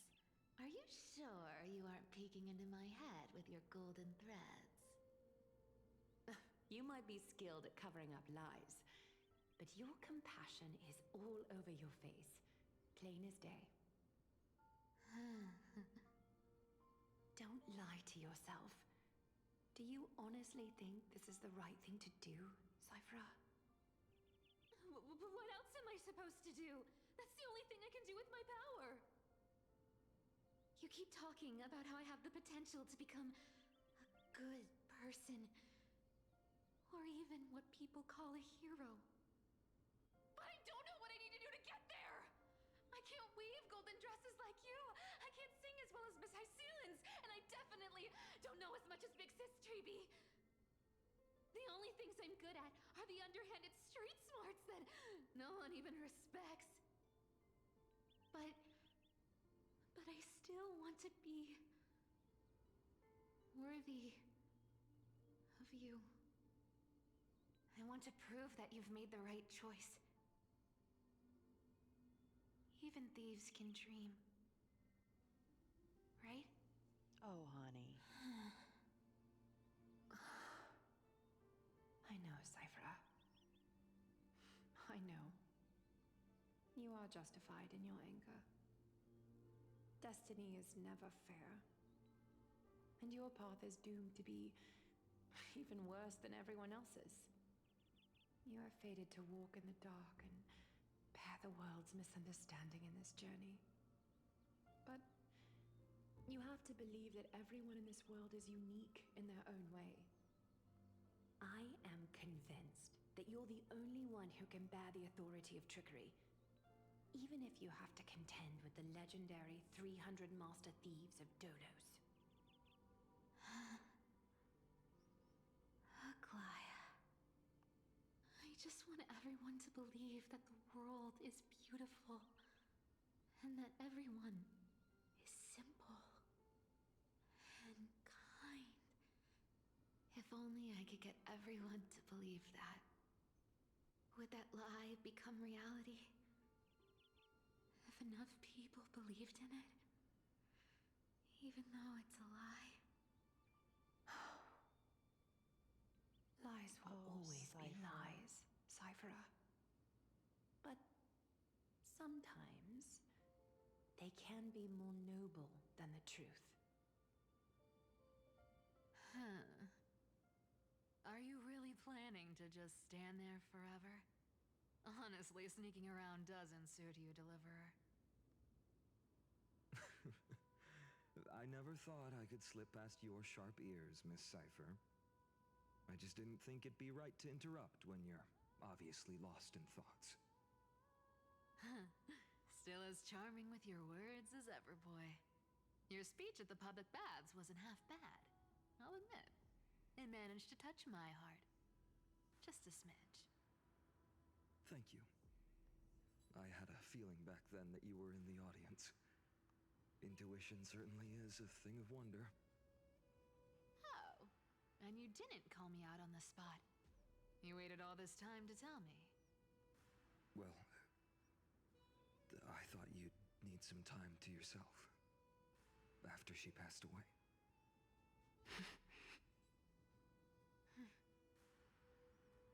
None of your business. Enough small talk. Tell me, what kind of trouble did you run into that you need me, the super old-timer, to step in?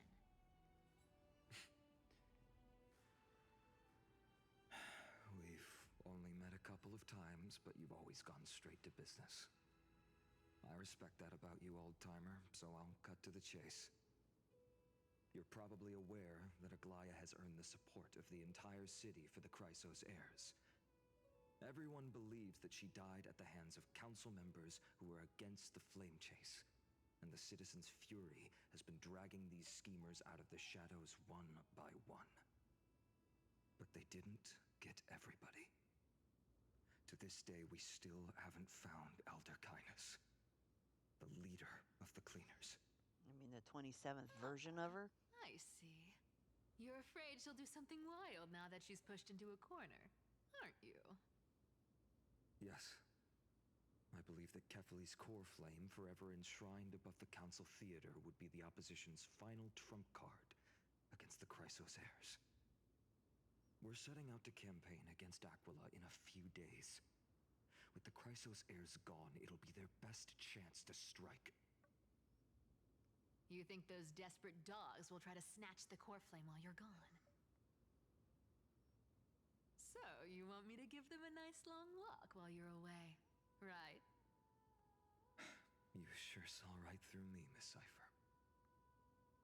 I know exactly what you can do. Godlike speed, perfect disguises, untraceable movement, and that most enigmatic authority of trickery. I have only one request. Please, use whatever tricks you need to protect Kephalie's core flame. Even if you have to deceive the rest of the Chrysos heirs as well. Uh-huh. Hey, Deliverer. Do you honestly think that there's no way I'll turn you down? Do you even have any plan Bs if I decide to nope out on this? As the demigod of trickery, there are no other trump cards in the world that can outrank you. I'm sure you know the answer to your own question, Miss Cipher. What confidence. You talk as if you have everything in the palm of your hand. Huh. So you did learn a thing or two from her. I'll give you that. Then let me tell you something you don't know. The Flame Reaver. They've been watching Akuma closely. You mean... Bet you didn't expect that, huh? I've been tracking them all this time. And this is my conclusion. That lunatic may have lost their mind, but they're no fool. Why do you think they haven't made a move on Akuma yet?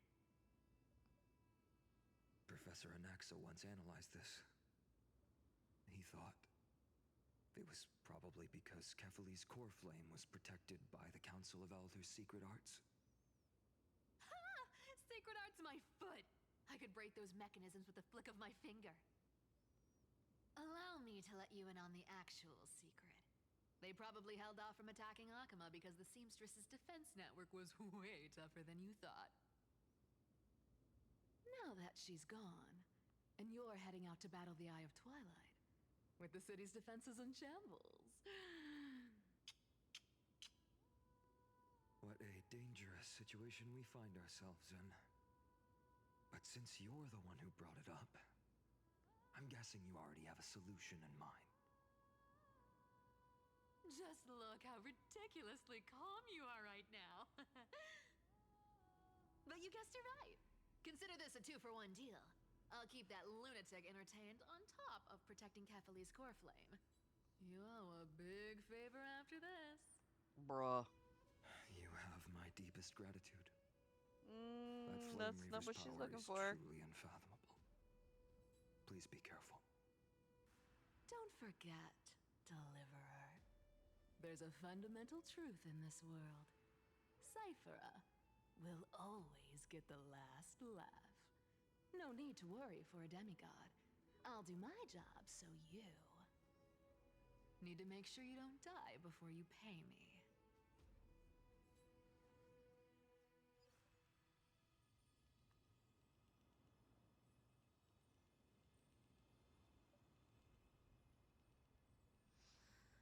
I'm back. I've been trying to stay away from here since the Black Tide destroyed the grove. And through that, stay away from the memories that might make me sad. But the wind keeps pulling me back. Maybe that's the Twilight Courtyard's duty, after all. Oh, little Ika. I know, little Ika. I know. I too miss the days when we all studied together. But we have an even more important mission this time round. Lord Finan has already set the date to campaign against Aquila. Being a descendant of the Sky People,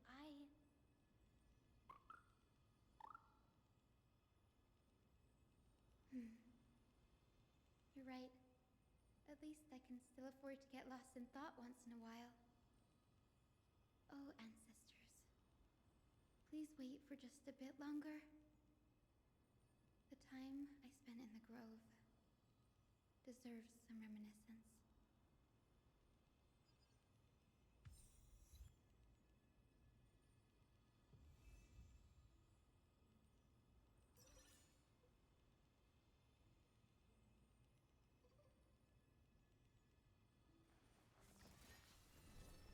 All right. That well done, nut job. Oh, wrong one.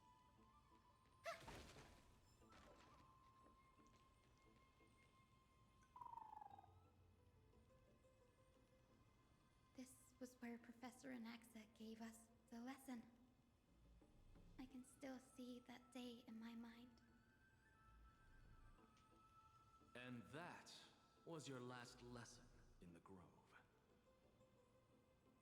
Now, each of you will head off on your own path. How much the Grove's teachings can help you in the real world depends on how well you can put knowledge into practice. However, heed this warning. If you ever do anything disgraceful out there, don't ever claim you were the student of Anaxagoras, one of the 7 sages. Professor Anaxa, there are still other classes scheduled on the calendar. Are you sure you didn't... Firstly, call me Professor Anaxagoras. Put some respect on my Secondly, name. to clarify, the last lesson means the last lesson I will teach you. I will be entering seclusion from today onwards to research ancient alchemy, and all my teaching activities will be put on hold. Ah, I see. So you're saying that the lessons taught by all the other teachers aren't good enough to be considered lessons? All you do every day is wag that sharp tongue of yours. That's a credit deduction, Finan of Ides Elysiae. Oh, you got detention. You got a merit. Uh-oh. I have nothing left to say. Next. Please wait, Professor. According to the Grove's protocols for a cohort's final class, the lecturer should take some time in that lesson to discuss the students' post-graduation aspirations with them and guide them toward a solid path. Surely you can't skip such a crucial step, Professor.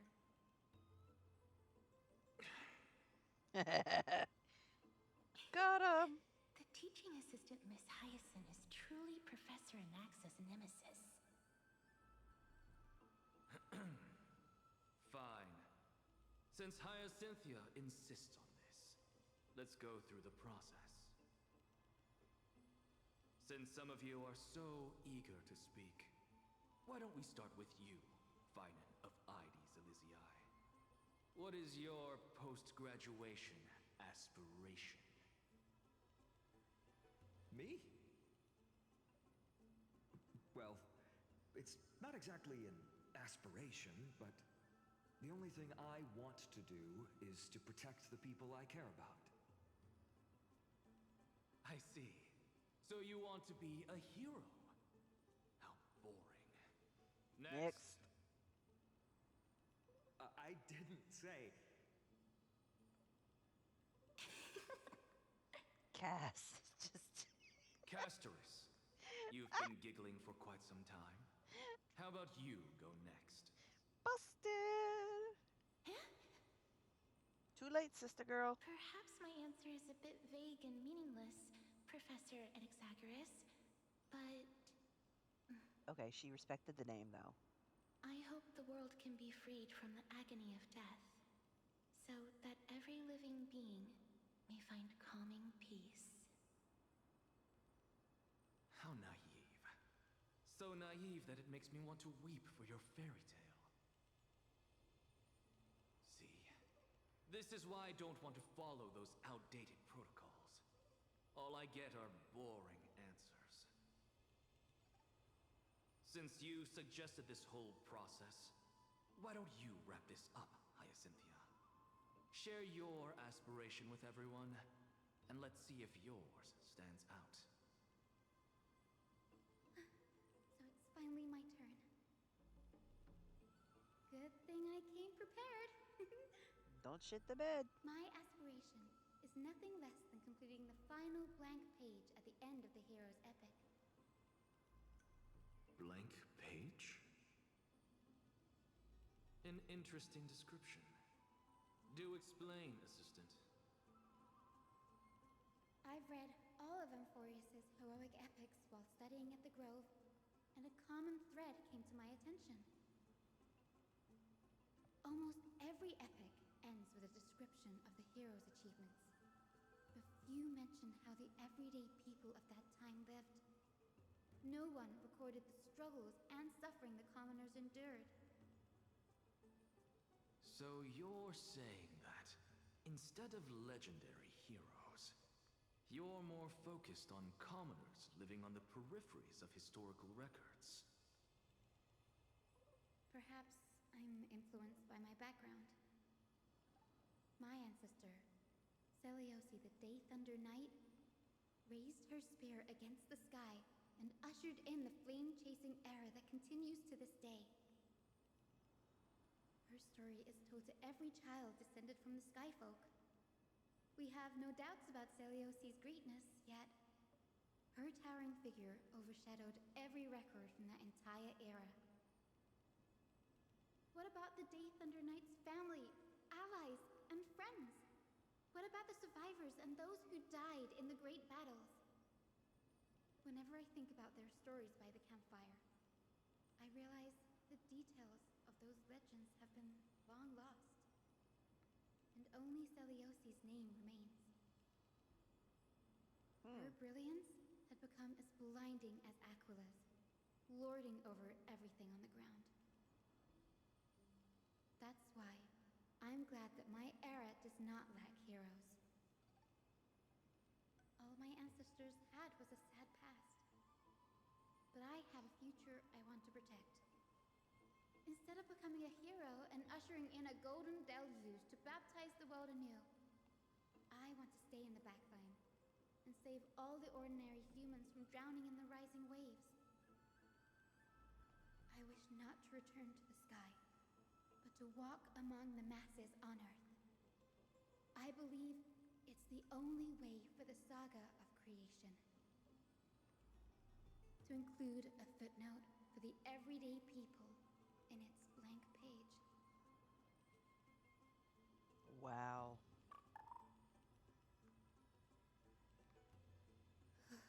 I'm getting embarrassed from remembering how I said all that. But my beliefs have never changed. Now I really have a chance to stay behind the hero's front line and realize my dream.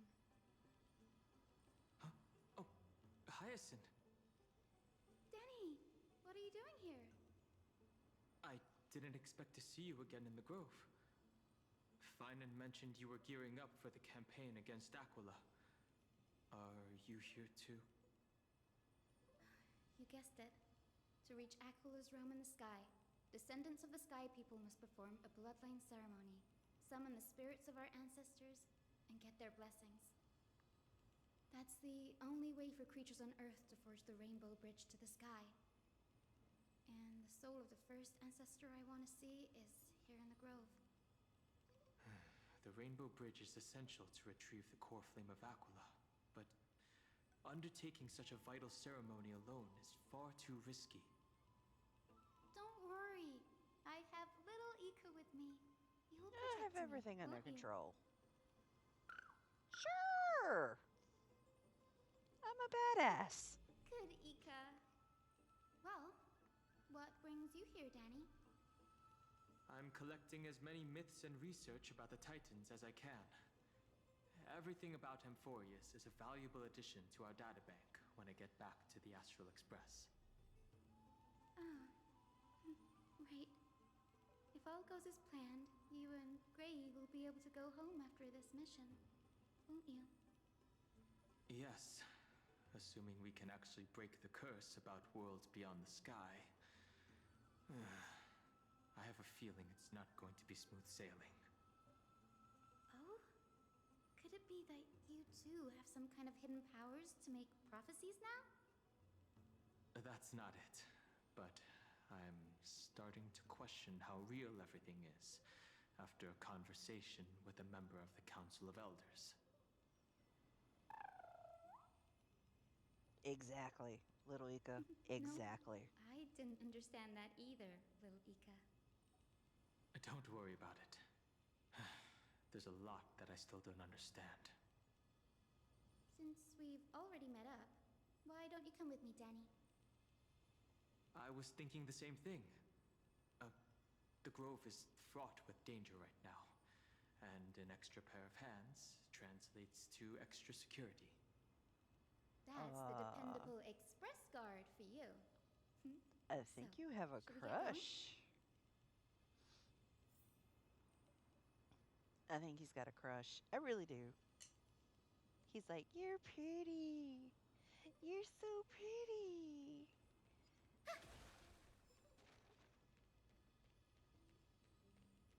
Mm-mm.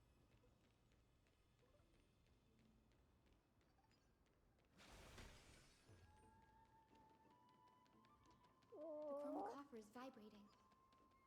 There must be memories of an ancestor nearby.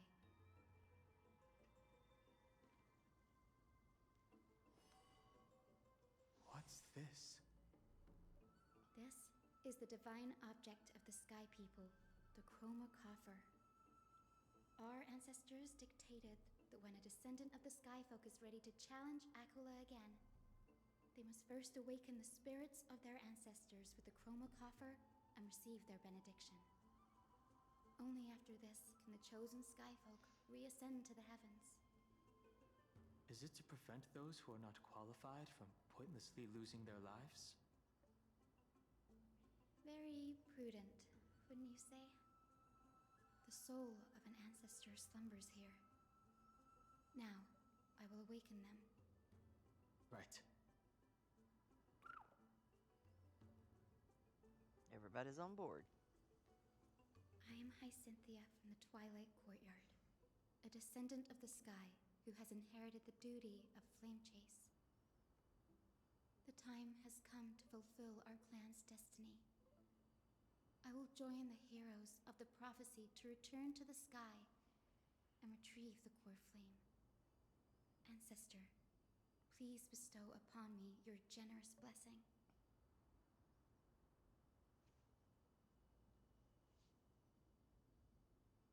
Listen carefully to Hyacinth. Talk with the ancestor.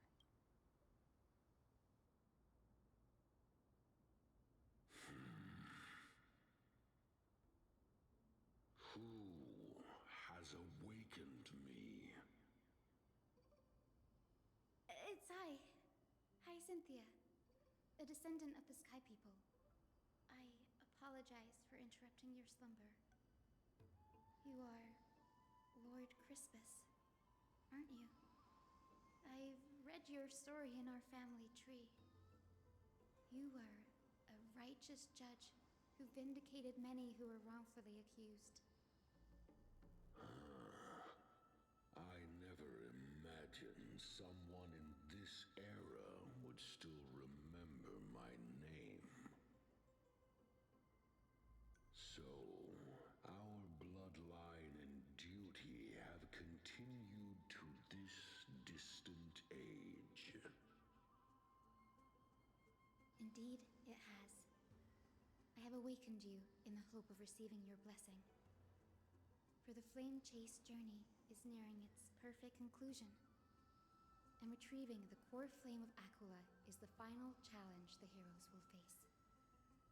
Perfect conclusion.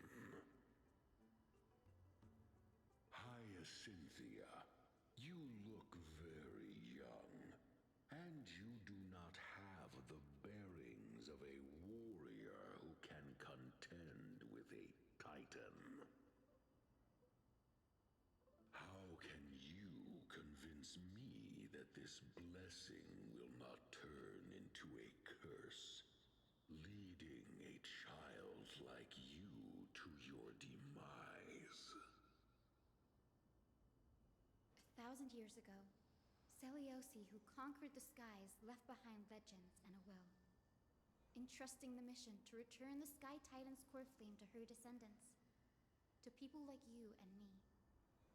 Though I'm not a warrior, I will not turn away from the mission that has flowed through our blood for 1,000 years. And I am not fighting alone. I have the strongest and most tenacious companions in the world. Amphorius is in an era brimming with heroes. The burden of retrieving Aquala's core flame no longer rests solely on the shoulders of the chosen Skyfolk.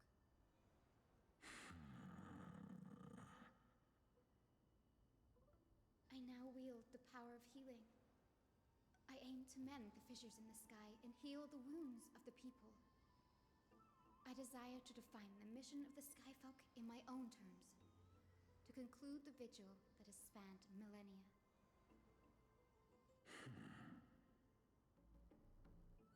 I sense resilience in your words. Not an outward resilience, but something deeper within. Receive my blessings, young Hyacinthia. May you gain wings to return to the sky via the Bridge of Rainbows.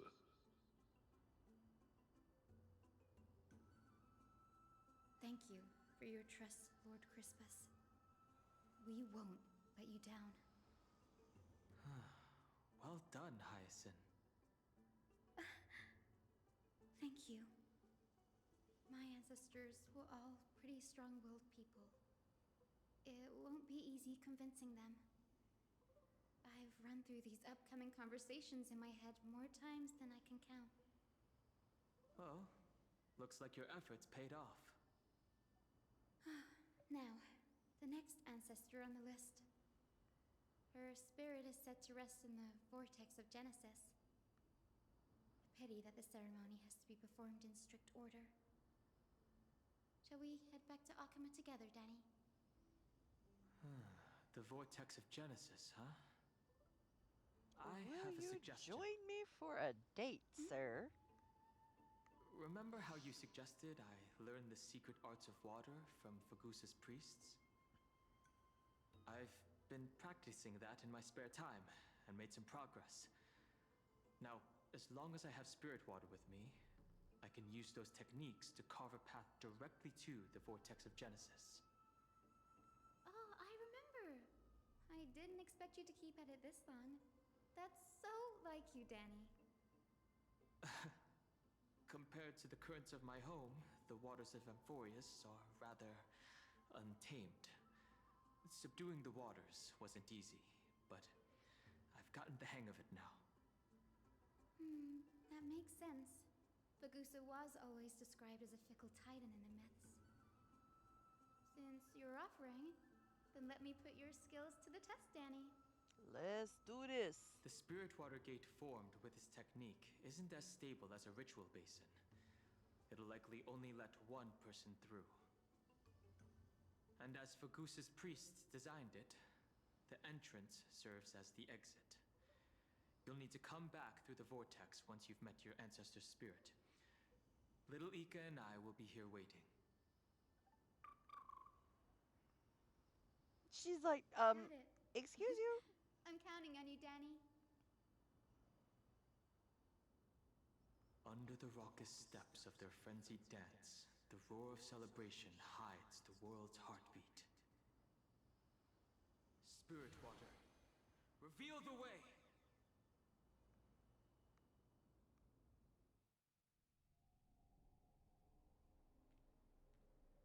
The Vortex of Genesis. Unbelievable. Danny is full of surprises. But this This does feel way more disorienting than the ritual basin. Wait, is Lady Treby here too? And who is that next to her? Oh, I think I know who that is. Do you have to go already, Syphie? It's been ages since you were last in Akama. You could have taken some time to rest, and we could have caught up. That's alright, big sister Treby. I've gotten used to life on the road. Staying in this bustling city actually feels off. Besides, your prize student gave me an incredibly tough mission to handle. Cut Snowy some slack, Syphie. He's still so young, yet he's shouldering all the responsibilities Aggie left behind. Besides, Snowy's not the kind to ask for help lightly. Since he came to you, it means you're the best person for the job. You really spoil him, big sis Treby. Guess I'm past the age for someone to look after me. Oh, Syphie. Just kidding. I get it. That deliverer boy does have a certain charisma about him. It reminds me of Aglaya in her prime. Anyway, I'm about to head out. Oh, big sis Treby, before I go, got a little gift for you. Well, didn't expect you to be so thoughtful. What's in it? That's a part of the game, too. If you want to see the full picture of what's inside, you'll have to wait until nightfall. A gift with a mysterious twist? Seriously? It's what she does. Looks like we have company. Lady Treby, and this graceful lady must be Miss Cypher. I'm Hyacinthia from the Twilight Courtyard. Everyone calls me Hyacinth. Pleased to meet you. Bright and cheery as a lamp. Well, hello there, pink child. I'm Cyphera from the long-fallen city-state of Dolos. As for the rest, it's all in the history books, so I don't need to repeat it here. So, you're from the Twilight Courtyard. Does that mean... Yes, I'm a descendant of the Sky People, the Chrysos heir about to take over the authority of Sky. Whoa! That's unexpected. I figured Celiosi's descendant would be, I don't know, taller, stronger. Don't judge a book by its cover, Syphie. Zinni is a master of her craft. She's the most skilled and dependable physician in all of Amphorius. She's my biggest fighter. Don't worry, I'm Lady just Cypher. saying. I may not be as strong and warlike as Lady Celiosi from 1,000 years ago, but I'm confident I can carry out the mission of the Skyfolk. All this talk about missions, you're making it sound way too serious. You've got to look out for yourself, girl. Don't push yourself too hard. I'd hate to see that cute face all scratched out by Aquila's claws. Syphie cracking jokes? Looks like you haven't forgotten what Aggie said all those years ago. Anyway, I've got a mission to handle, so I'll get going. Good luck, Miss Hyacinth. And if things get tough, just let that deliverer take the lead. Poof. Miss Cypher is in such a hurry. Don't worry, she's always been like that. It's good to have her back in Akama lending a hand. Well, enough about her for now. You're here because of your mission, aren't you, Zinni? It's the perfect opportunity for me to go and tuck Syphie's gift away somewhere safe. The Vortex of Genesis is all yours.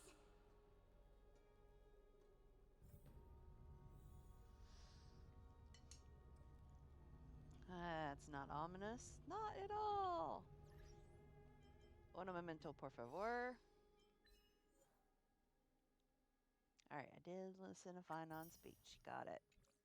What else you got for me?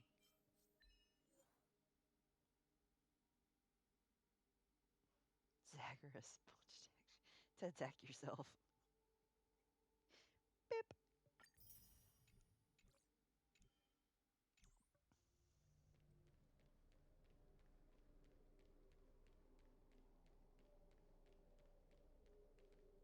I will join the heroes of the prophecy to return to the sky and retrieve the core flame. Ancestor, please bestow upon me your generous blessing. Every time I hear that, ancestor, brain goes, hear my plea. And then I start thinking about Jeremy Kim and the unwashed rice stuff. It's like a constant loop in my brain. Speak with the ancestor.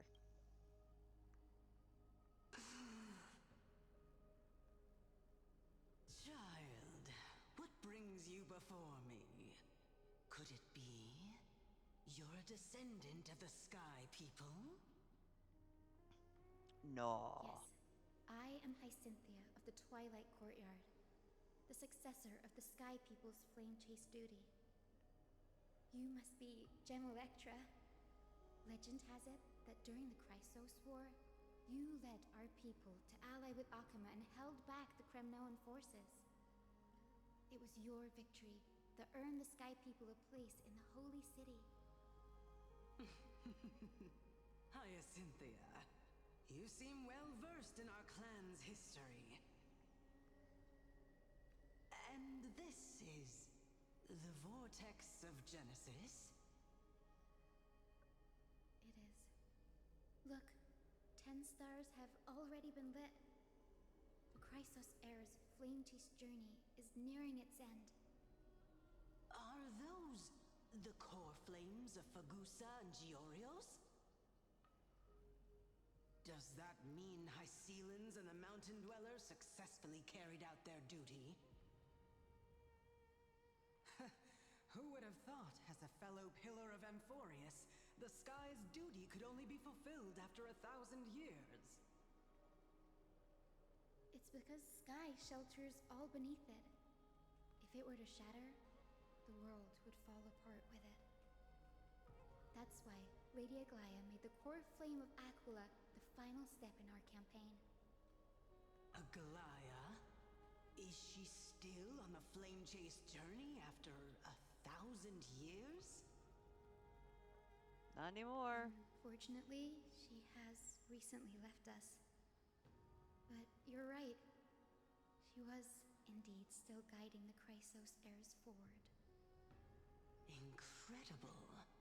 That girl actually managed to endure the merciless erosion of time, and lasted for so long. Answer me, Hyacinthia. Since you recognize me, you must have also read my writings, no? Every record regarding my lineage is etched in my memory, including your words. In that case, you're probably aware of the prophecy I sought from a certain Trebios. Oh! At the end of the Rainbow Bridge, the Sky Folk will mend dusk and dawn. But unfortunately, no ancestor has ever been able to truly decipher its meaning. No ancestor's been able to get up there. Yet, Trebios' prophecies never fail. Perhaps you'll be the one to witness its fulfillment, child. May the prophecy lead you to a gentle fate. Thank you, Lady Ectra. Whatever fate the prophecy holds, I'll face it head on. It's only by giving everything we have that we can truly accept any outcome with a smile. Won't you agree? I like you, child. I wish this conversation could go on a little longer. Take my blessing, Hyacinthia. When I first saw you, I indeed had my doubts. But your resolve has touched me. If Sky's divinity is fated to pass on, I hope it incorporates your optimism and kindness. Aww. Your blessing is a treasure beyond measure, General. Rest well. I'll make sure your gift is put to its best use. General Ektra is so different from how the records described her. She's quite a gentle person. Yeah, well, I mean, Alright. you know, Time to head back to sometimes the the grove. records are I all shouldn't not keep right. Danny and little Ika waiting.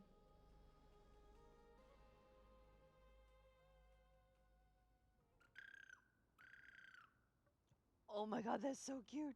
Huh. You're back. How did What it a go? little Ika. It went great. Your spirit water art was a huge help, Danny. Do you mind sharing what your ancestor spirit said to you? Ancestor, hear my plea. What's wrong, Danny? Nothing. It sounds like everything went smoothly. It's just, I'm a bit concerned about the prophecy you mentioned. At the end of the Rainbow Bridge, the Sky Folk will mend dusk and dawn. I can somehow sense a hint of sadness in those brief words. You've always been a bit of a sensitive soul, haven't you, Danny? Lady Trina deciphers countless prophecies every day, and this one's just another among many. Don't worry too much about it. I hope so. Come on, Danny. Don't look so gloomy. We're gonna have to take a long trip for the final visit to the ancestors. And Where you are we did going? sign up for this. Our final stop is Lord Mighty's home, Castrum Kremnos. Come again? We're here. This is it. Castrum Kremnos. Lord Mighty has been fighting the Black Tide here, alone day after day. I'm worried about him. He sent a message earlier carried by thunder, warning us to watch out for the Flame Reaver's actions. That means he hasn't been consumed by the Black Tide's madness yet. We're here to complete an important mission. We shouldn't interfere with this battlefield. Don't you agree, Danny? I agree. There. That sleeping spirit is my grandmother. Your grandmother? Yes, my grandmother Jacinta was a warrior. She represented the Twilight Courtyard in the Kremnos Festival. She fought her way through every challenge and reached the final stage of the Kremnos Festival. She was just one step away from securing a peace treaty for the Skyfolk, but was ultimately defeated by the champion warrior of that time. I've never looked too deeply into the details of such ritualistic violence. The scroll simply described it as a glorious duel. But behind the glorious duel was a tragic end. Not long after the festival, my grandmother's injuries worsened, and she passed away far from home. This prophecy tablet was left here by the Kremnoans to honor her final wish. Her death marked the final collapse of the Twilight Courtyard, already fragile under the shadow of war. And the Kremnoan warrior she fought against? Was Lord Krataros. Huh. Yet, you still saved his life, even though he took your family. Seeing him lying there, gravely wounded, bleeding out. I can't put what I felt at that moment into words. But when I heard Lord Krataros took that fatal blow to protect Lady Trianne, all those tangled feelings faded away. To quote Lord Finan, Krataros must have done that to become a better man. It takes true courage to forgive.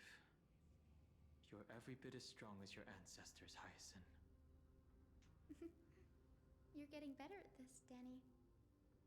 In her final diary entry, my grandmother wrote that when the moment of destiny comes, a descendant of the Sky People would deliver the message of their departure to her spirit. I wonder what she'd think when the one awaking her turns out to be her beloved granddaughter. I will join the heroes of the prophecy to return to the sky and retrieve the core flame. Ancestor, please bestow upon me your generous blessing. Listen carefully to Hyacinth talk with her grandmother. Is this the world of the living? Wait. You. Could you be? Grandmother, it's me. You're Hyacinthia. Hyacinthia, my little hummingbird. Why? How? Why is it you who awakened me? I have never imagined this. I thought I would feel happy for all my ancestors when this day came, but now I can't even experience the joy of seeing you again. Do you remember that you and Father took me to my very first skyrite when I was 8? Back then, you wanted me to pick one accessory out of 4. The sun crown representing nobility, the storm bracelet symbolizing strength, the ice ring embodying wisdom, and the radiant pendant signifying kindness. Grandmother, do you remember the one I chose? Oh, she chose the pendant. You spoke an innocent little prayer, infusing a faint thread of light to that modest pendant. Yes, and I remember how surprised you were. In all those centuries, no other child of the Sky People had ever made the same choice I did.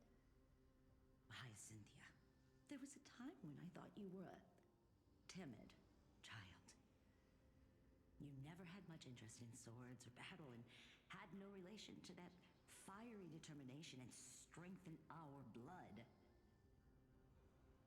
Yet I've told myself, that's not a bad thing. If my hummingbird could live her life in kindness and optimism, then it'd be a good thing. I never thought the burden of retrieving the core flame of Aquila would fall to you. Don't worry about me, Grandmother. I believe what makes someone a Skyfolk isn't just outstanding strength, but the capacity to shape the world. When the world cried out for a hero to challenge the gods 1,000 years ago, Zeliosi stepped forward and began the flame-chasing era. And now, as the flame chase journey nears its end, this broken world is crying out for something else. Healing. Isn't it poetic? A saga that spans 1,000 years, began with Sky, and will also end with Sky. You're still as optimistic as ever, just like when you were a kid. If your mind is set, Hyacinthia, then carry your resolve through to the very end. Return to the sky with my blessing, and watch over this world on the threshold of salvation. Grandmother, thank you. But I have one last request. Speak, Hyacinthia. We should still have some time. Before you go, could you tell me the tale of the Sky Hero once more? Just like you used to.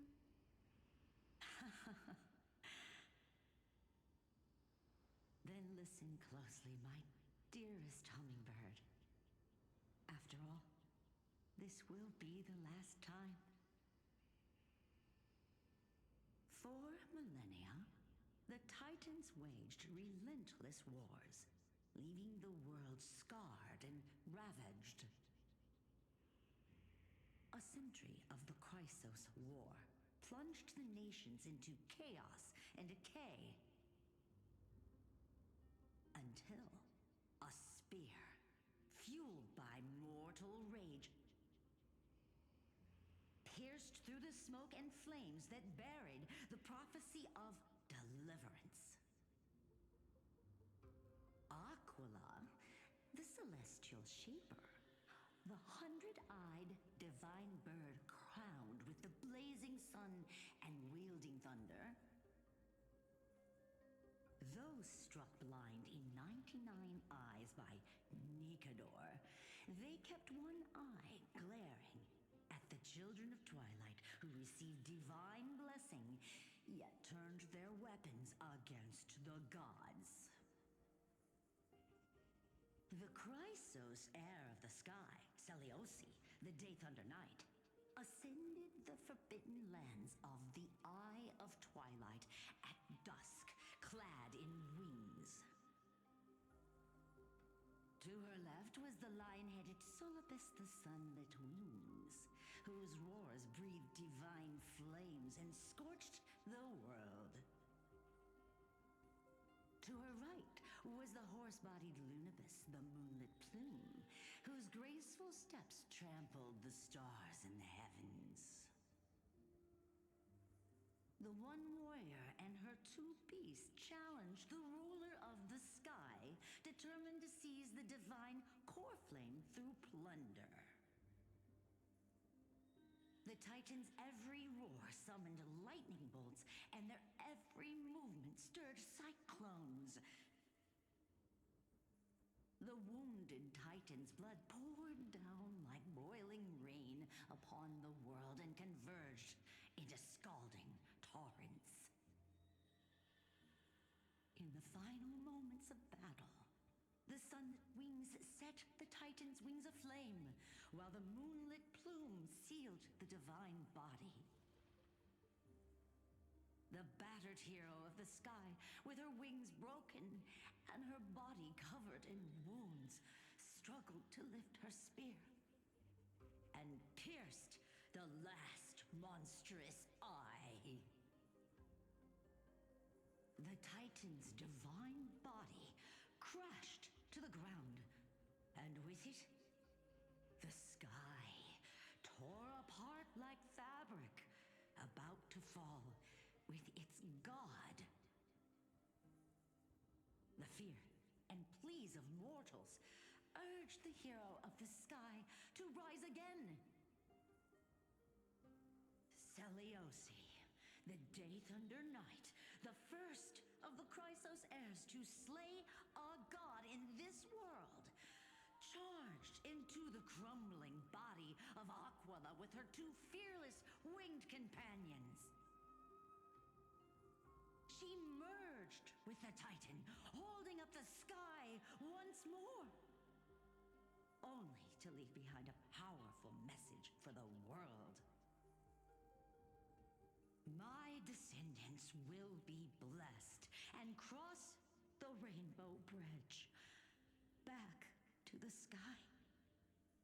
At the end of the prophecy of Genesis, they will reclaim the core flame from my hands.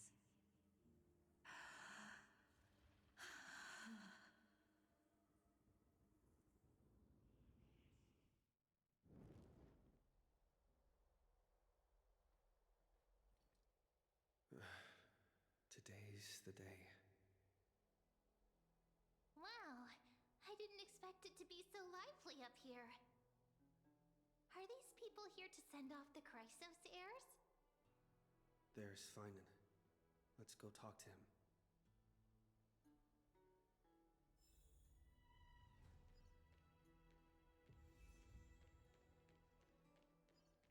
Oh, Catherly on high.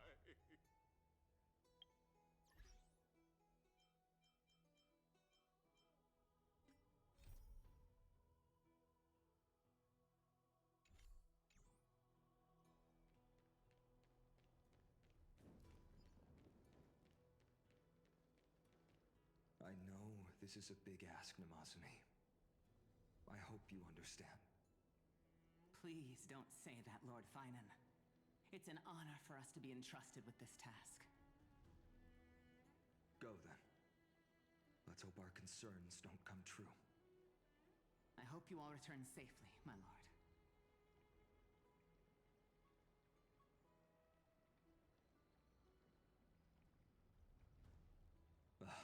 There you are, partner. You didn't oversleep this time, did you?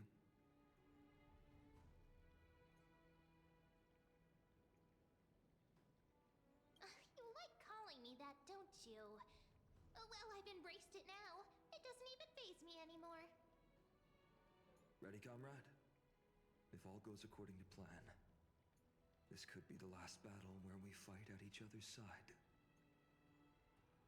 If the curse separating Amphorius from the world beyond the sky is truly Aquila's doing, then you'll be able to return home after their fall.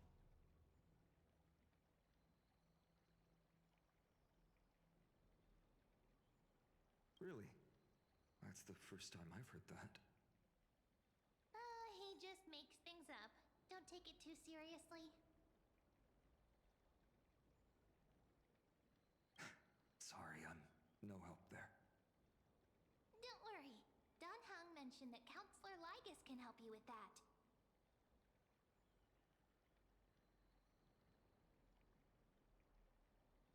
You sound a little insincere there, buddy.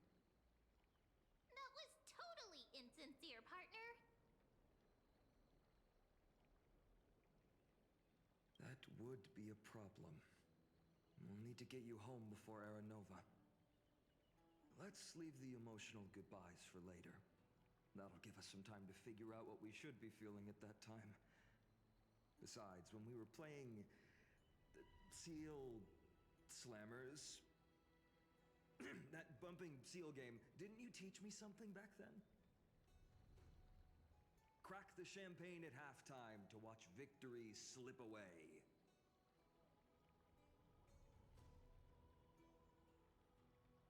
Well, then I have to use something else Dan Heng taught me as comeback. The last mile is the hardest. Hey, speaking of Dan Heng, where is he?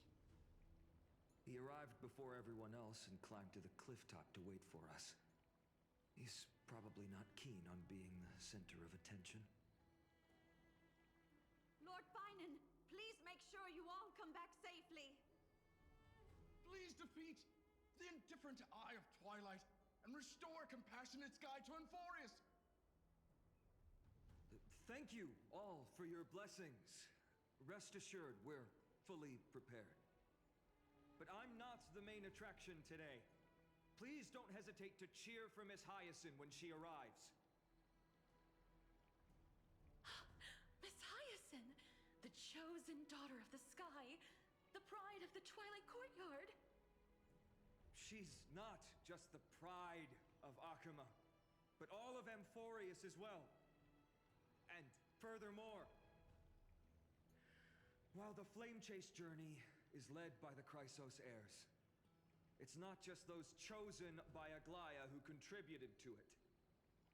Let's extend our gratitude to the two warriors of the Outlands who bravely stepped up and risked their lives for those they've never met. Hero, your saga will be chronicled in epics and celebrated across the New World. Warrior from the Outlands, endowed with the might of Orynyx, the vanguard of deliverance.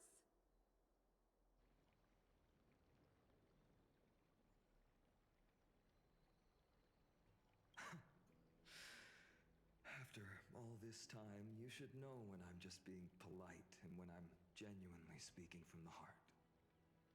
That praise was heartfelt, partner. Had I not trusted my instincts and put my faith in you and Dan Heng, it's hard to imagine what might have become of Ak. The guest of honor has arrived.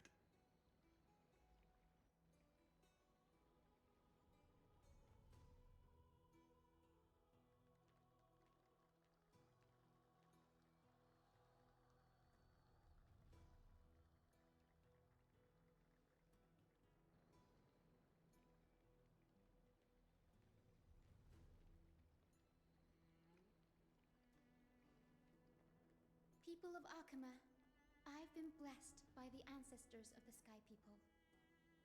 They have agreed to bestow the 1,000-year mission to me and to have me claim the core flame of Aquila.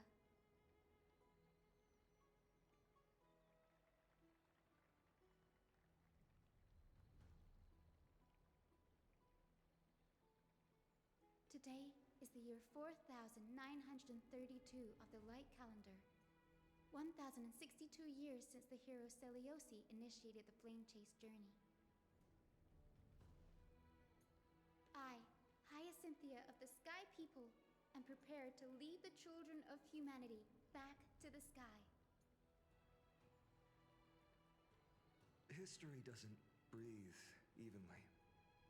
At times, it suspends its breath for millennia, as though time is frozen. At other times, it pants rapidly, as if poised to topple the world and our civilization in an instant. Its hurried gasps have sparked a tempest, sweeping all of us along. Hyacin, as an observer, you've witnessed the return of 4 core flames. And now, it's your turn to fulfill your duty. Please, guide us into the heart of the storm as the executioner of this mission.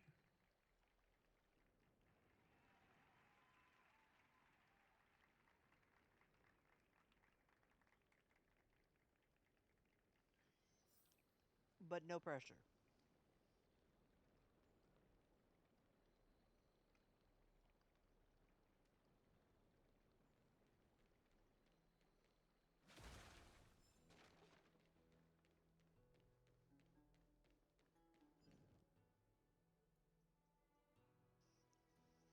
I apologize. I'm on the back side of this, muting my mic because I'm actually having supper. So, please forgive me. Miss Hyacin! May Mighty Mouse protect you!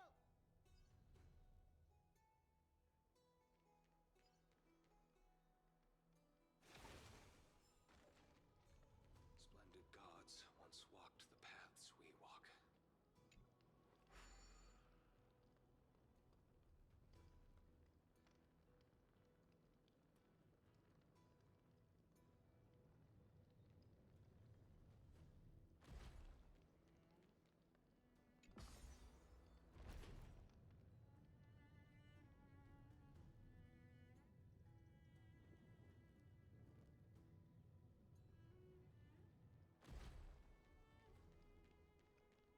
I hope the Chrysosairs triumph and bring light to this darkening world.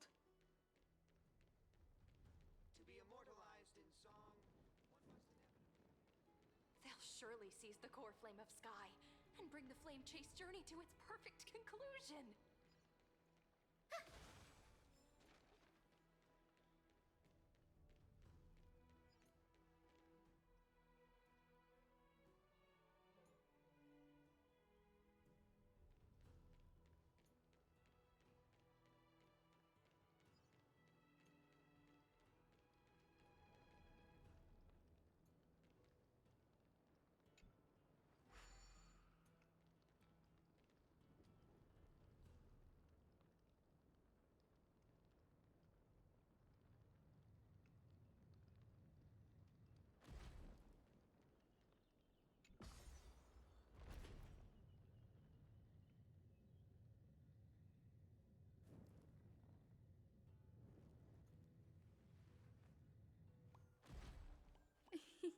It's squishy.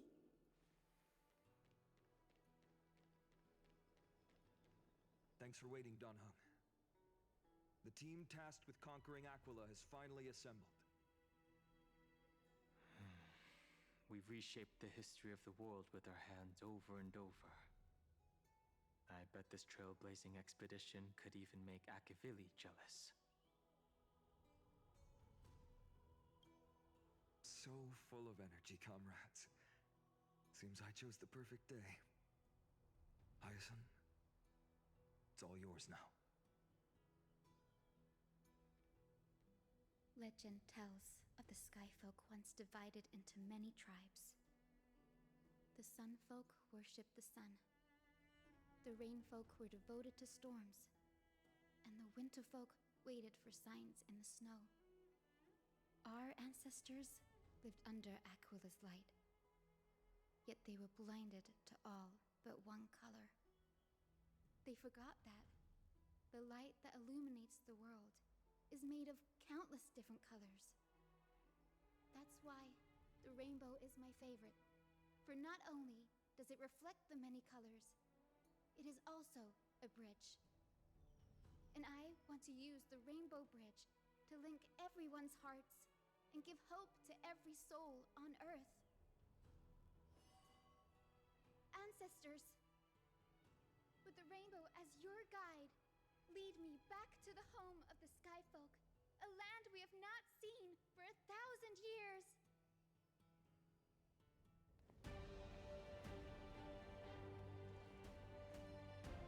Oh, Rainbow Bridge, please guide us to ascend to the skies once more.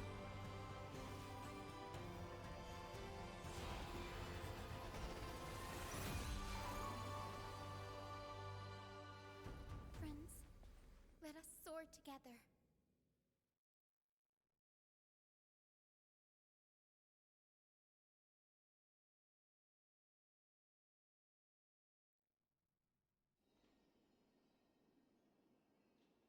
Flying along the Rainbow Bridge is truly an amazing experience. The Eye of Twilight. It's the legendary sky fortress of Aquila. I never imagined that one day I'd be able to step foot on it. My ancestors once built a magnificent civilization among the heavens. The Eye of Twilight, which we are standing on, is the home of Aquila and the heart of the city-state in the clouds. This must be where the hero Seleucia stood when she challenged Aquila and began the first step of the flame chase journey. We are here to end the journey she began. Even legends are corroded by time, but that won't change what we must do. According to historical records, the civilization that worshipped Aquila once mastered advanced technology, which made their strategically located Sky Castrum the only force that could face Castrum Kremnos head-on in the Chrysos War. But they were divided within. The frequent wars started by the Chrysos heirs drained their power, especially after the prophecy descended. In the end, they had to hide among the clouds, far from the conflicts raging below. Apparently, the division was between the two most important sky tribes, the Sunfolk and the Rainfolk. And Seleucia's frustration towards the endless strife among her people made her turn her spear towards the Titan above. After driving the enraged Titan to the brink of defeat with her two-winged companions, they all vanished somewhere in the sky. Her courage was unparalleled. Yet she still could not end Aquila, nor bring back the core flame of Sky. Some say she sealed the wrath of the god within herself, trapping them deep within the Eye of Twilight to support the heavens of Amphorius forever. In other words, she became one with the Titan. I would have considered it a fairy tale, but after seeing what happened with Professor Anaxa, not anymore. Has that Titan and that fused hero been looking down on the world from here for 1,000 years?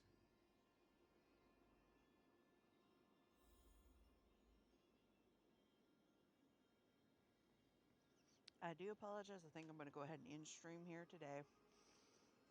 It's been at it for about 3 hours now, so I will pick up this on another day. Thank you for watching with me and tolerating my breaks, and had an issue with my internet. But I will catch you guys again on the backside.